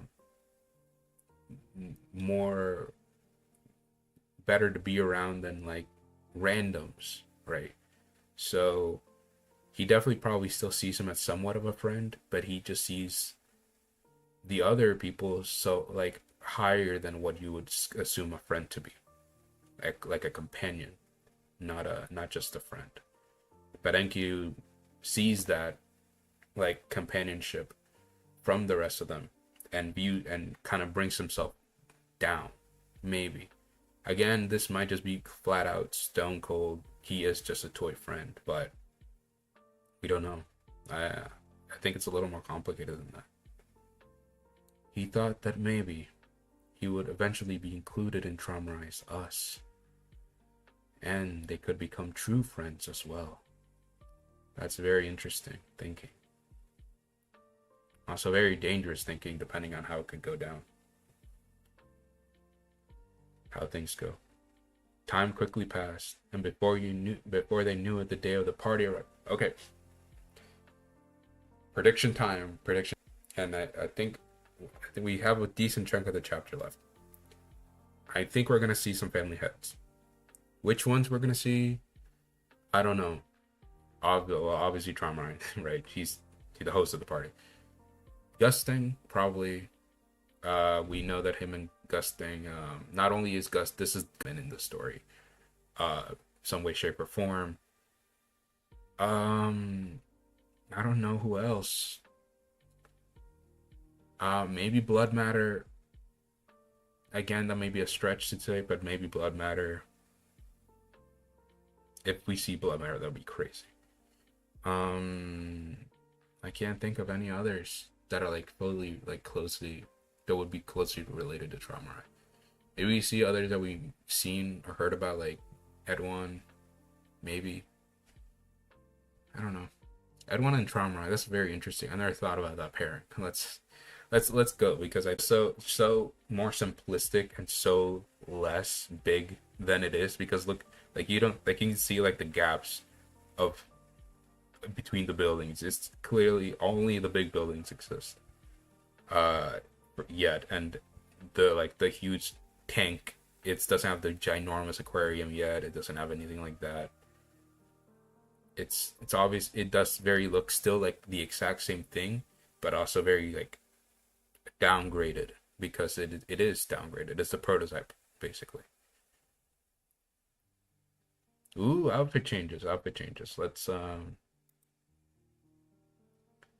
this is interesting. Very interesting. Outfit changes. How are the preparations coming along? Don't worry, everything is perfect. I love Traumarai's new outfit. The more the less brown and more light blues. I really like that robe for him. It goes really well with his hair. And I love Enkidu's shirt and everything.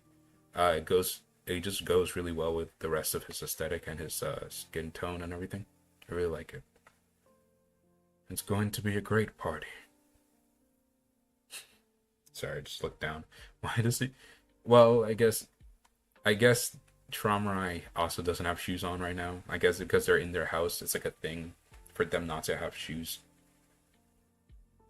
on. Maybe.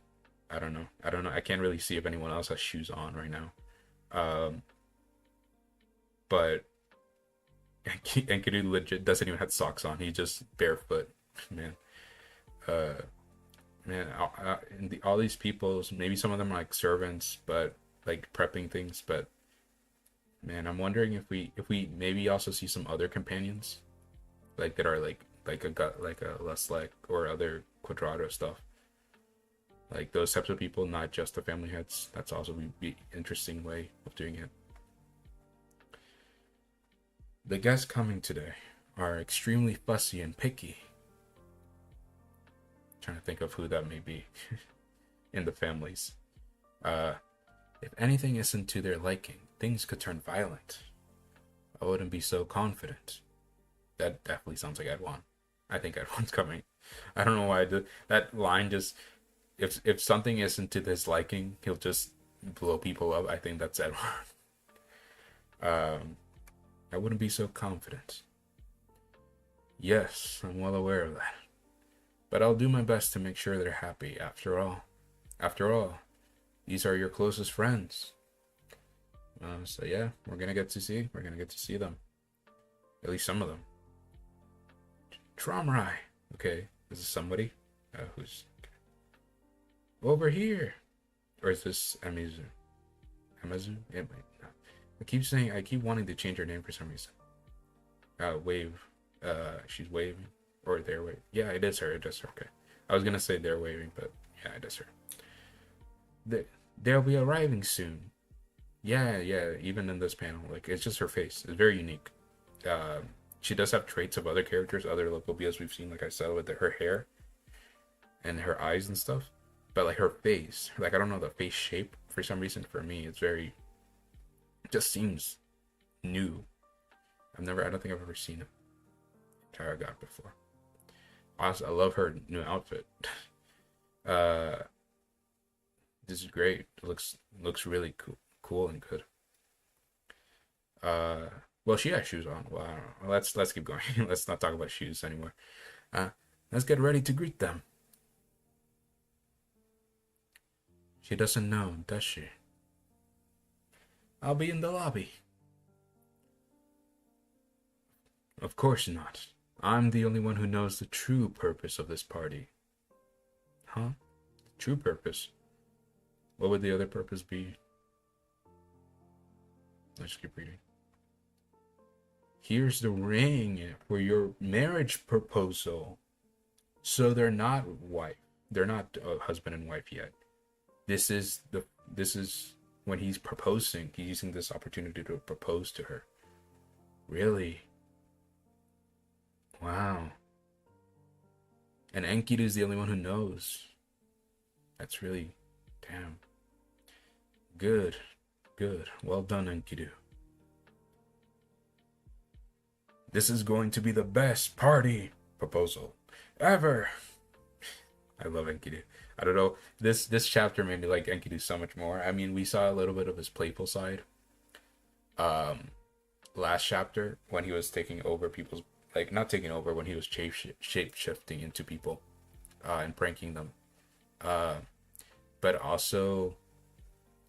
But the only other times you've seen some type of other personality from him are like,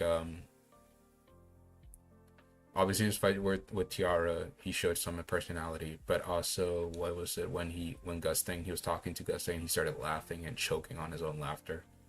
He was like, you called me a monster, all that stuff. And basically just roasted Gusting and the Tengri family leaders. I just love, I really like the personality of Enkidu. Seems very, very good characterization for him.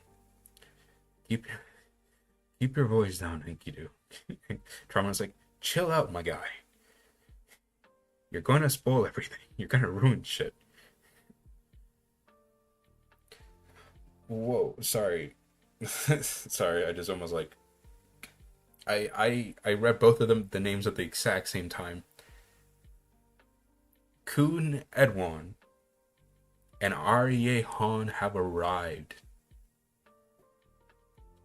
Oh my goodness. And obviously, obviously Kun Edwan. This is obviously Kun Edwan, by the way. Yeah. Obviously Kun Edwan arrives with a whole thunderstorm. Of course he does. He's the god of lightning in the Tower of God universe. He's legit Zeus in this story. Of course he comes into any occupation with a massive thunderstorm. Of course he does. Like, why wouldn't he? That's such him. Of course he would do that. That's great. I also love the lightning. Looks good. Great. Love the perspective of the buildings compared to the massive lightning strikes. Whoa, we see him. We see him. We see Edwan. A greenhouse. Really? Farmerized taste and home decor is as bad as his fashion sense. Yeah, that's great. That's a great line. But like, come on, man. Green's my favorite color. Green's a great color. I don't know what you're talking about. It's great. I don't know if I would make a whole house that's green, but like, that's a great color. Love his trench coat. He's definitely not. This is not what he normally wears. He's definitely dressed for the occasion. This man was like, I'm gonna blue tie, like 3 suits, right? Because this is 1, 2, 3 suits, and then the shirt, and then the tie. That's great. That's great. That's such like a pompous energy to Edwan that I could totally see him having. And who are these two? They don't look like coons. Maybe this one does, but this one does not look like a coon. Leader of the coon family, so he already made his family. Makes sense. Coon Edwan. They may be coons because we know he has the most kids. Maybe he started early. I don't know. You're just look down. Just look down. Also, whoa, that's just coon. That's just a coon Aguero. That's just a side shot of Aguero. What the heck? That just straight up looks like if you cut like the name and just showed me that shot and I didn't see like this little ribbon, I would just say that's Aguero. That's just like new art of Aguero or something. That's crazy. But this is Ari. That's Han. That's okay. You're one to talk. Must you always cause a storm whenever you appear? That's literally what I just said. Everywhere he goes, he just causes a giant storm. He has to be the loudest in the room. Home. It's so tacky. Wow. We fully see him. Not a silhouette, not a thing. He also looks dressed up. This is probably not what he normally wears. This is a very much like a robe. I don't see him wearing this very often. Like I think in the flashback we saw of Joaquin, he wore like a. He didn't wear a robe. He wore more like a. Well, it was a robe, but it was more like it looked like a more battle suit type of robe that you could definitely see like a swordsman wearing. Like a HOTS or something like that. This is definitely like a formal version of him, but damn. Again, also, well, we don't see it that well. No, you do see it. You do see it in this shot. In this shot, you definitely see it. The same thing I pointed out last time. You see the glow around them. They all have like a passive white glow to their bodies. And so this Han has it right there, and he has it right there. That's really cool. They all have that. Trauma, all of them have that effect to them. What? Alright. That's no way to talk to an old friend. What's wrong with the way I make an entrance? Wait a minute. I don't know if I just got more hyped or I don't know what. Okay. This guy This dude right here, we've seen him before, and I know we've seen him before because I remember using the shot of the only shots we've had of like of Arya Han. This is the bandage dude that goes around with Arya Han. Like when Arya Han, like his back is turned to Joaquin, you see this dude, like giant dude with bandages all over him. We've seen this guy before. Maybe it's that same guy. What the heck? That's definitely the same dude. Oh, that's so cool that SIU reused that design. I don't know. We can't see him that well. Maybe that us this guy is also the other guy next to him in the flashback, Joaquin flashback. Also, this yes, no, that's shoes. I thought those slippers. Okay.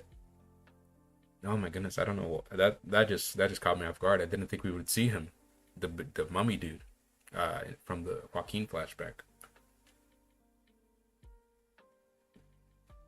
All right, cool. I think we're just seeing. I mean, like SIU, you want to just show all the family heads. I mean, I'm not complaining.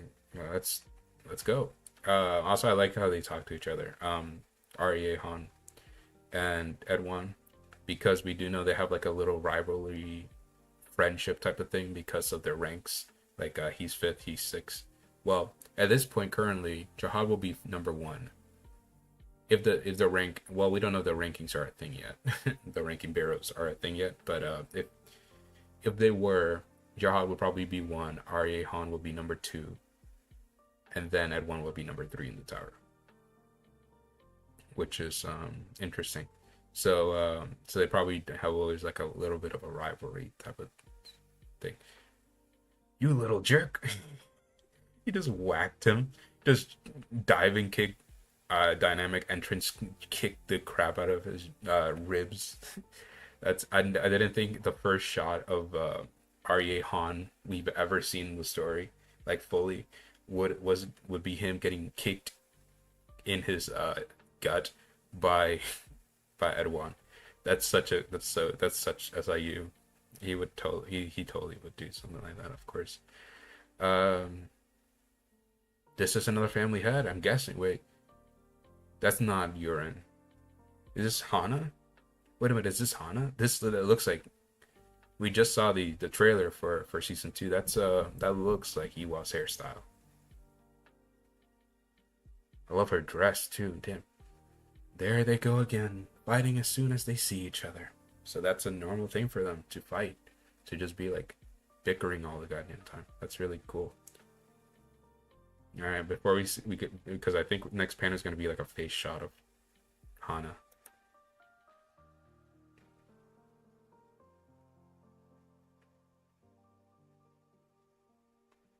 Have heard that Amizu's design is similar to Ren female birth. Yeah, it is very similar. Kimono. Yeah, I guess. Yeah, that's the name I was looking for. Kimono. Like a kimono. I wonder if the guys with Han are servants, maybe even ones who climbed with them. But I like the climbing team to be restricted to special characters as much as possible. Lol. Yeah, me too. I really want people who have climbed the tower to be very special. I've always seen those two that were right next to him to be like their like the RE second in commands. Like a Robodon or like a Dumas type of people, but I didn't think they would be so ancient because they're still around even to this day, and so this would definitely be before Robodon and before all that stuff. So those two servants or members of the RE family, I'm guessing, have been around forever, like for a long time. I don't know if they're his kids, his children, or just members, servants of the Arya family. But I've always seen them as like, since they're right next to him all the time. In the flashback, I always thought of them as like his most trusted, and like some of the strongest in the Arya family. Again, probably like a Dumas, Robodon, like those people, like the second in commands of the family. but I don't think they would have climbed with them. Maybe they didn't. Maybe it's like a if they did, it might be like a Lustlek and V situation where Lustlek was like V's servant or like stuff like that.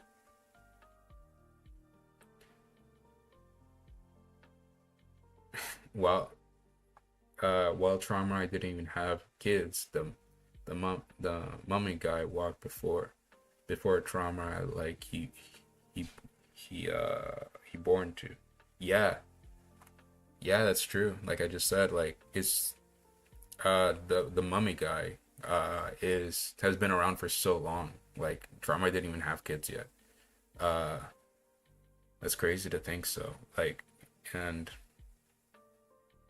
since we've seen him again, I really I hope it's like a season two ending type of thing where we will see that member of the REA family again, and he becomes like a prevalent character, like Dumas has been, or Robodon has been, or somebody like them has been. I really hope so because SIU's great with that. He's done that with so many characters. Like again, with all the Lopobia higher ups, like the Dumas, we've seen them in season two, at the ending of season two, but they came all the way back, and now they're actual characters. So and he just did that with this guy, with the mummy guy. At least it's a flashback, but he recognized him and he still did it. So like, I'm hoping in present day we can see this guy, the mummy guy, and he's actually like a character. Yeah, let's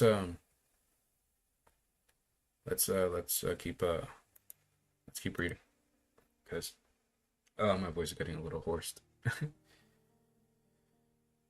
There's so much to talk about. Okay. When are they going to grow up? Sorry, I just read. Get down on the floor. Lord Edwan, please don't draw your sword. Is this a mistranslation? Or I feel like sword. I feel either that's like a mistranslation, like sword's a mistranslation. Doesn't draw like your weapon. Like maybe Edwan's like gonna spear him or something. Like begin a full on fight or something. Like Traumai said, they just blow up in 5 seconds. Or maybe because I don't think they would misspell Han with Edwan. So I think they did say Lord Edwan, please. But maybe there's supposed to be like a break between this and this. Like it'd be Lord Edwan, please, and then don't draw your sword like to Arya Han, because Arya Han is the one with the sword. That's weird.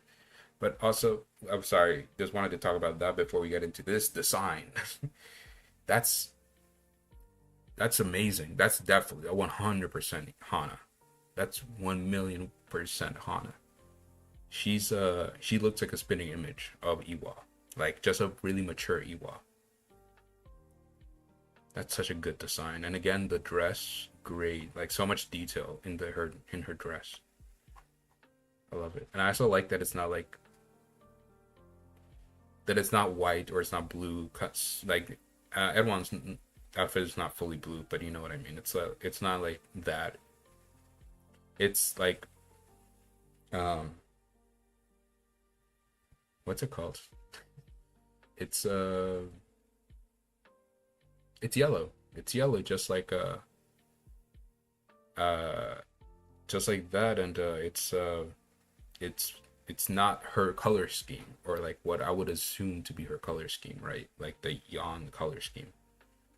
Um, I really like that it's not like that. Leader of the Yan family. Your who? Jiran, Jiran Yan, or Yan Jiran. We've changed the names, and I guess this is the first time I've experienced this. I don't know if there's been any. Well, I do know that either it was a mistranslation, or Yama's name was Baylord, or Baylode Yama. and obviously he changed the name to Baylord, and you know, like the whole furry situation. I know that was like more like a mistranslation of webtoons or whatever, like the furry and beastkin situation. Uh, huh. Euron, huh, John. I think I like Jan Euron better, and then the opposite way around of saying that. Wow, we really changed the name of one of the 10 grade family leaders. That makes me wonder what other family leaders' names could change. Like, could Blood Matter still? Because we never heard Blood Matter's name. Could Blood Matter not be Blood Matter anymore? Could Tupari not be Tupari? Which you know, he's my boy. I hope that's not the case. I just love the name Tupari because it's so ridiculous. It's like the most ridiculous name out of all the 10 Great Family leaders. Um, I hope they don't change that name personally, but like if they do, I'm fine with it. Again, it's SAU story, but he's you're wrong. I don't. It's gonna take a while because Hana is just such a first a very easy name compared to a lot of other Tengu family members, uh, but also it's gonna get used to because we've known the name Hana for so long. But it's gonna get used to for me to see Euron as the I guess real name now. Uh, yeah. I mean, I wonder. Oh, sorry, I just legit hit my mic. I wonder what Euron means in like Korean. I wonder what it actually could mean. Um, I mean they both start with Y, so maybe it's like a more it may seem more like a proper name for her than Hana, Yan Hana, although it does roll off the tongue. Yan Jiran also does roll off the tongue and also has the alliteration. So I'm fine with it. I'm fine with it, but it's just very also I like the I don't know I noticed the text bubble is was that the case for all of them? I'll go back. Sorry. Yeah, it was. Edwin's bubble was blue, and Han. Well, he didn't have a bubble, but and hers is pink. That's cool. Yeah, I'm just gonna get used to that. That just threw me for a loop, but But yeah, I guess the official name now is Jurong. I wonder how the community's taking that. Uh,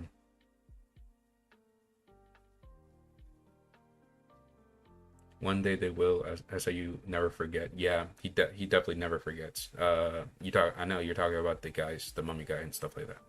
Earlier, I was like, all the time for him to be of of all the time for him to bring up Hana and Ilarde, lol. I couldn't say anything. Maybe retcon. Maybe something as he explains in the story. Oh yeah, like when I was talking the entire time during the stream of Lilarde and Hana. I did mention that a lot. Uh, that's great. No, but yeah. Now with this name Redcon, I I wonder if Ilarde is even a thing anymore. It'd be interesting if because that's kind of like aside from being like the best flame user in the tower, that's like the only thing. Even her epithet, I think, or like her sobriquet or whatever that we know of, is like alluding to the fact that she's a virgin or something. Like that's like Jan Hana's whole like thing, that she's like a virgin, uh, and she's like the holy virgin of the tower or something like that. That's like all we know about her from from the blog post. So either we go 100 we with the name change we just go 100% different direction with her, which I'm fine with, 100% fine with, because I mean it makes it more exciting to read through. You don't know what's gonna happen now. Um, but I just wonder what we could do. Right? She might change her name later or something. I don't know. Maybe she does. That's interesting. This would be a great time for SAU to still have his blog to clarify if it's a name change. That's true. SAU stopped doing the blog posts after a while. During like around after a little bit after he came back, I think. The best theory I saw is that Yurong will split herself into Hana and Ilarde. It could explain how Hana's a virgin and Ilarde has irregular related kids. That's interesting. That's very interesting. Wow. Didn't even think of that as a possibility. Like that she could split herself. Maybe like she went to the workshop like McSeth and was like, "Yo, help me out," because McSeth, the amount of things McSeth can do is crazy. The inventions he's done and like all the things he's done. He created Enkidu. He created pockets. He made the language. He did all this stuff. He's basically, like he said, he's the father of everything. We've seen so many inventions from the workshop to so many different things, like be able to transfer the power of doom uh, throughout all the canine peoples, even though Jama did not have that power. Was able to do so. There's so many inventions of the workshop in general that maybe, and we know that the Tengri family leaders have a connection to McSeth directly. So maybe McSeth is involved in that and helped Hana. Maybe something happened to Yurong, and maybe she used the machine of McSeth to split herself into both Hana and Ilarde. That's a very good theory, and maybe it's possible. But if it's not possible, then I'm just very excited to see where SIU goes with it. And with all the family heads doing things like Gustings writing children or traumatized experiments, it doesn't seem to be a stretch for me. No, it does not seem like a stretch for me. Again, like all the family heads are gods, basically. They all have godly things they do. And like Arye Han has the strongest sword of the tower, created by McSeth himself, the strongest weapon that can cut through anyone without even leaving blood or something on the blade. They all have crazy things. Edwan has his ginormous spear that could pierce half the tower. All that kind of stuff. They all are gods. They all have. We can't really, no matter what anyone says, you can't judge the Tengri family heads on logic alone, especially when they have such a connection to the workshop. Which again, the workshop's so crazy. Maybe the Ilarde part will have Hana's memories sealed, while Hana is Yurong's main self. That's interesting. That's very interesting to me. That's very interesting. Like Hana is like the act. Like Hana has like all the powers, like the flame abilities, and Ilarde doesn't have the flame abilities, but still has the blood. So like her children still would have the flame abilities. That's a very interesting theory. That's a very interesting theory. Thank you, Haku, for mentioning that. I love this. I love this chat. Normally, I don't have the chat that involved, but I like the interactions today. Just sucks that today had to be the day because I'm still kind of sick and my voice is absolutely killing me right now. But yeah. Sorry. Just as I said that. Well, let's keep reading because I don't think there's much left of the chapter.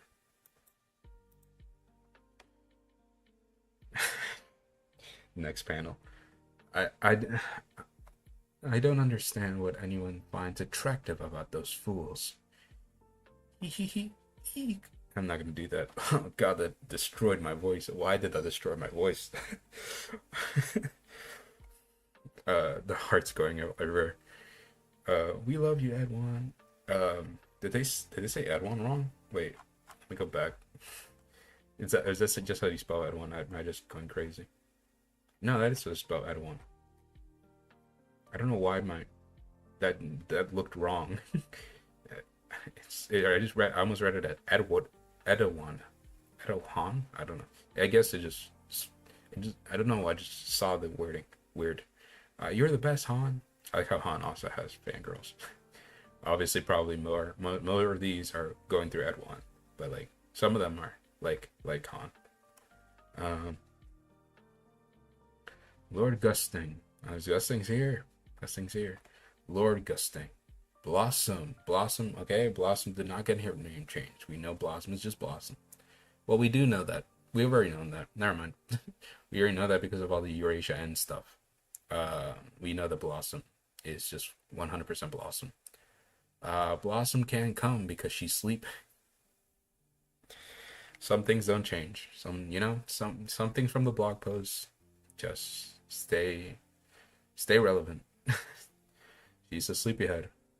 She's and yeah, and Gusting and Blossom would 100% be together at this point. Um, Maybe I don't know. I don't know if they're married, but they're definitely together. That's so. Of course, he's getting contacted about her. All right. How's it like that? Also, really good outfit. I think this is the same outfit he had last time. I can't tell, but he's I like how he's just like, all right, cool, yeah.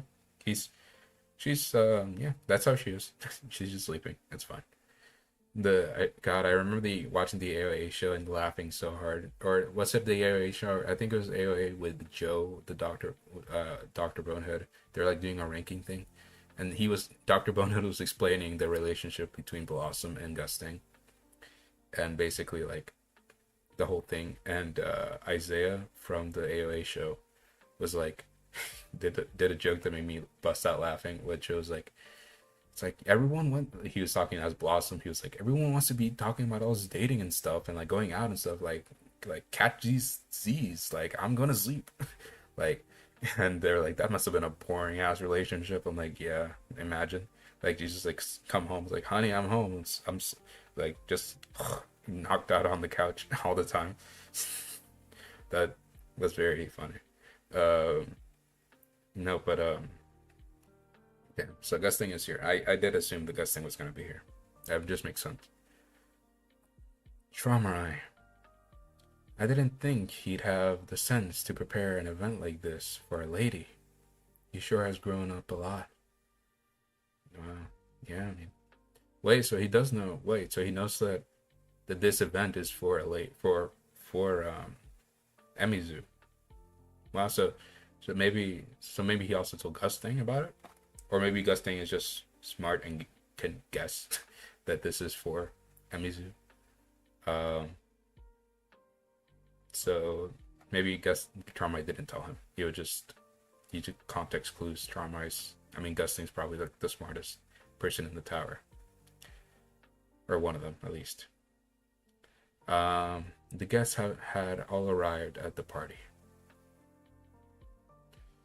Soon, in this place that would later become the Lopobia battleship. Also, Haku brought up a very interesting point where they called it battleship and floating castle. And I always did like the translation floating castle a lot better, but it seems like there's a distinction between now there seems to be a distinction between battleship and floating castle. Floating castles are like a step below battleship. Like this right now is a floating castle. Later, Traumarai, later this place will become Traumarai's battleship. So I guess a battleship now is just what the Tengri family leaders live in, like their main station, right? Yeah, like the Ark of Knowledge is a battleship, but maybe at some point, maybe around this time, it was still just considered a floating castle.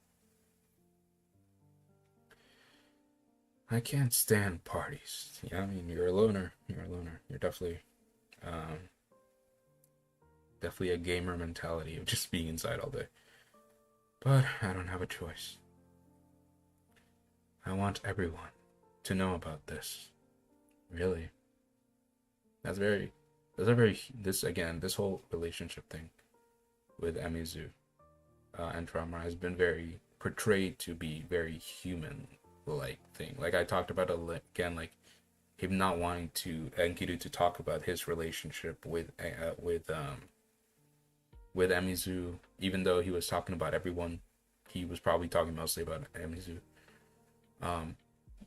and how Emizu probably knows Traumarai better than anyone else and stuff like that, and how Traumarai wants all his friends or most of his friends to see this. He wants to make a show out of proposing. He wants people to be there while he proposes, which is again a very normal thing to want. A lot of people want to propose during parties, propose during events, especially big ones. So that's very interesting. Traumarai wanting this. Traumarai would be announcing his engagement to Emizu. Edwan, on, wrong. Not just so she has a nickname. Wrong. I like wrong. I'm gonna call her wrong from now on. I like her shortened named. Erong is good. Or Yaron, something like that is good, but wrong is I like wrong more. Yon wrong. I like it. And there she was, the star of the party. Nobody knew it at the time. Emizu, long time no see. Thank you so much for coming. They're friends. I would assume like all the female companions and all that stuff were like got along well. That's sweet to see. But an announcement was about to be made. Welcome everyone. That would ruin both the party and Traumarai. Wow. Okay. I think the chapter's about to end because we don't have that much left. I'm seeing, but it's probably this is gonna be like the cliffhanger. Arye Han. Okay. And that announcement had deadly consequences. Sorry. I also saw that he doesn't have his shoes on. He's going full white on us without like just bare feet. Bare feet on us. Edwan and Ron. Now we know. Yan Ron. Ron, not Ron. It would end up being one of the knives that drove apart everyone gathered at the party. To be continued. Wow, that was great. Well, that was a great chapter. Let me go to the talking mode. That was a great chapter. Absolutely great chapter. Okay. Let me see some messages that I saw.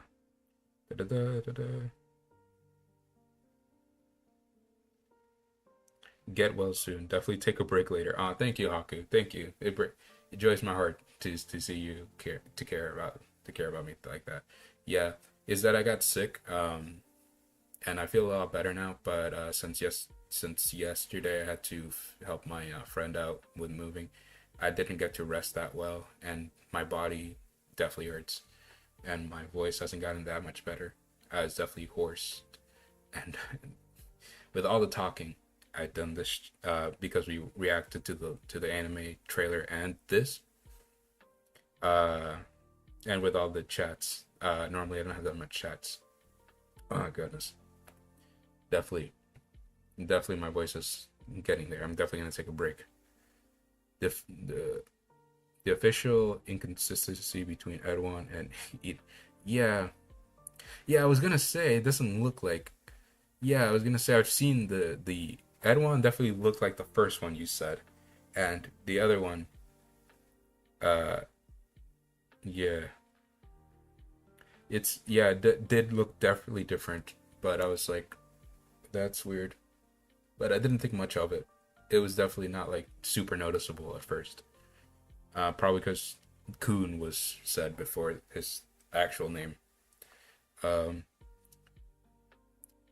AOA trio was hilarious. Oh my goodness, bro. He was the AOA show was peak hilarious. Like if you wanted to go somewhere to laugh, like bust out just absolute laughter, you go to the AOA show.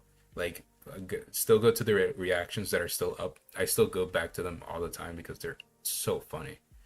Um, and it was just so amazingly funny. This is probably definitely my longest stream, other than like my ranking all characters stream, which I definitely have to finish at some point. I've not finished those streams in a while. Um, I haven't. Yeah, it's a 2 hour stream so far.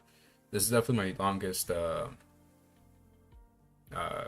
live reaction stream, definitely because of all the interaction and all the all the two reactions basically that I did of the chapter and of the anime trailer. No, cool cat. I have no words.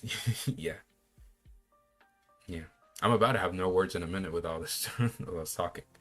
No, but this chapter is great, amazing, so cool. Um, really, really good. Like everything, like the I love the interactions in this chapter. That's the thing that this chapter I really got out of anything else, out of all the reveals, out of all the things. Obviously, the reveals are top tier. Obviously, all the things, but I don't know why. But the interactions and the actual way the characters talked in this chapter was great, absolutely amazing.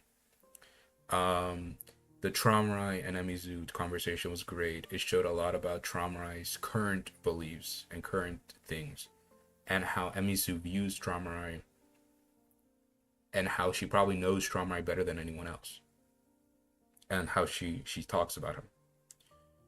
We saw Enkidu's interactions with Traumarai. Um, Great. I love Enkidu's personality. I love all that stuff. We saw interactions between other characters, Han and Edwan. Edwan just kicked straight up kicking Han, right? And Rong and Emizu being cool, chill with each other, and also seemingly friends, and like stuff like that. Just a lot of interaction stuff. It's a very interaction heavy chapter actually, which I really like enjoy, and it definitely has a lot of theories. I love the theory. I love the Haku theory that you. I know it's probably not your theories, the one you saw, but I love that. I love the theory that Hana and Ilarde are not clones, but like a. I guess it would be like if you've seen Dragon Ball Z, it would be like the original Namekian and Piccolo and King Piccolo, or Kami and King Piccolo situation where they like split into two halves, stuff like that. Um, that'll be very interesting, and I think it would explain a lot. Thank you for the stream. No worry, bro. No worry, man. It's my pleasure. I love doing these streams. I didn't think I would be like doing these streams a lot because normally I'm a very private dude. I like reading at my own pace and all that stuff. But with all the interactions that I got today and all the things, I loved it. It's really good. I'm gonna have to head out. I'm gonna head out. I think I gave all my thoughts. Thank you guys for being here. Thank you for all your interactions. Again, great. Yeah, that's all I've got to really say. Hope you guys have a wonderful day. Remember, I almost forgot my own outro. Wow, that's crazy. Remember, if you guys want to know the truth, I will be here to explain the truth to you. And if the truth is not fully explained, I will be here to fully explain my version of the truth. I completely messed up my outro. Don't worry about it. Y'all good. I'm tired. Good night, everyone. Good night. I completely messed up my outro. Okay, bye. See you guys. See you guys next week for the next live reaction.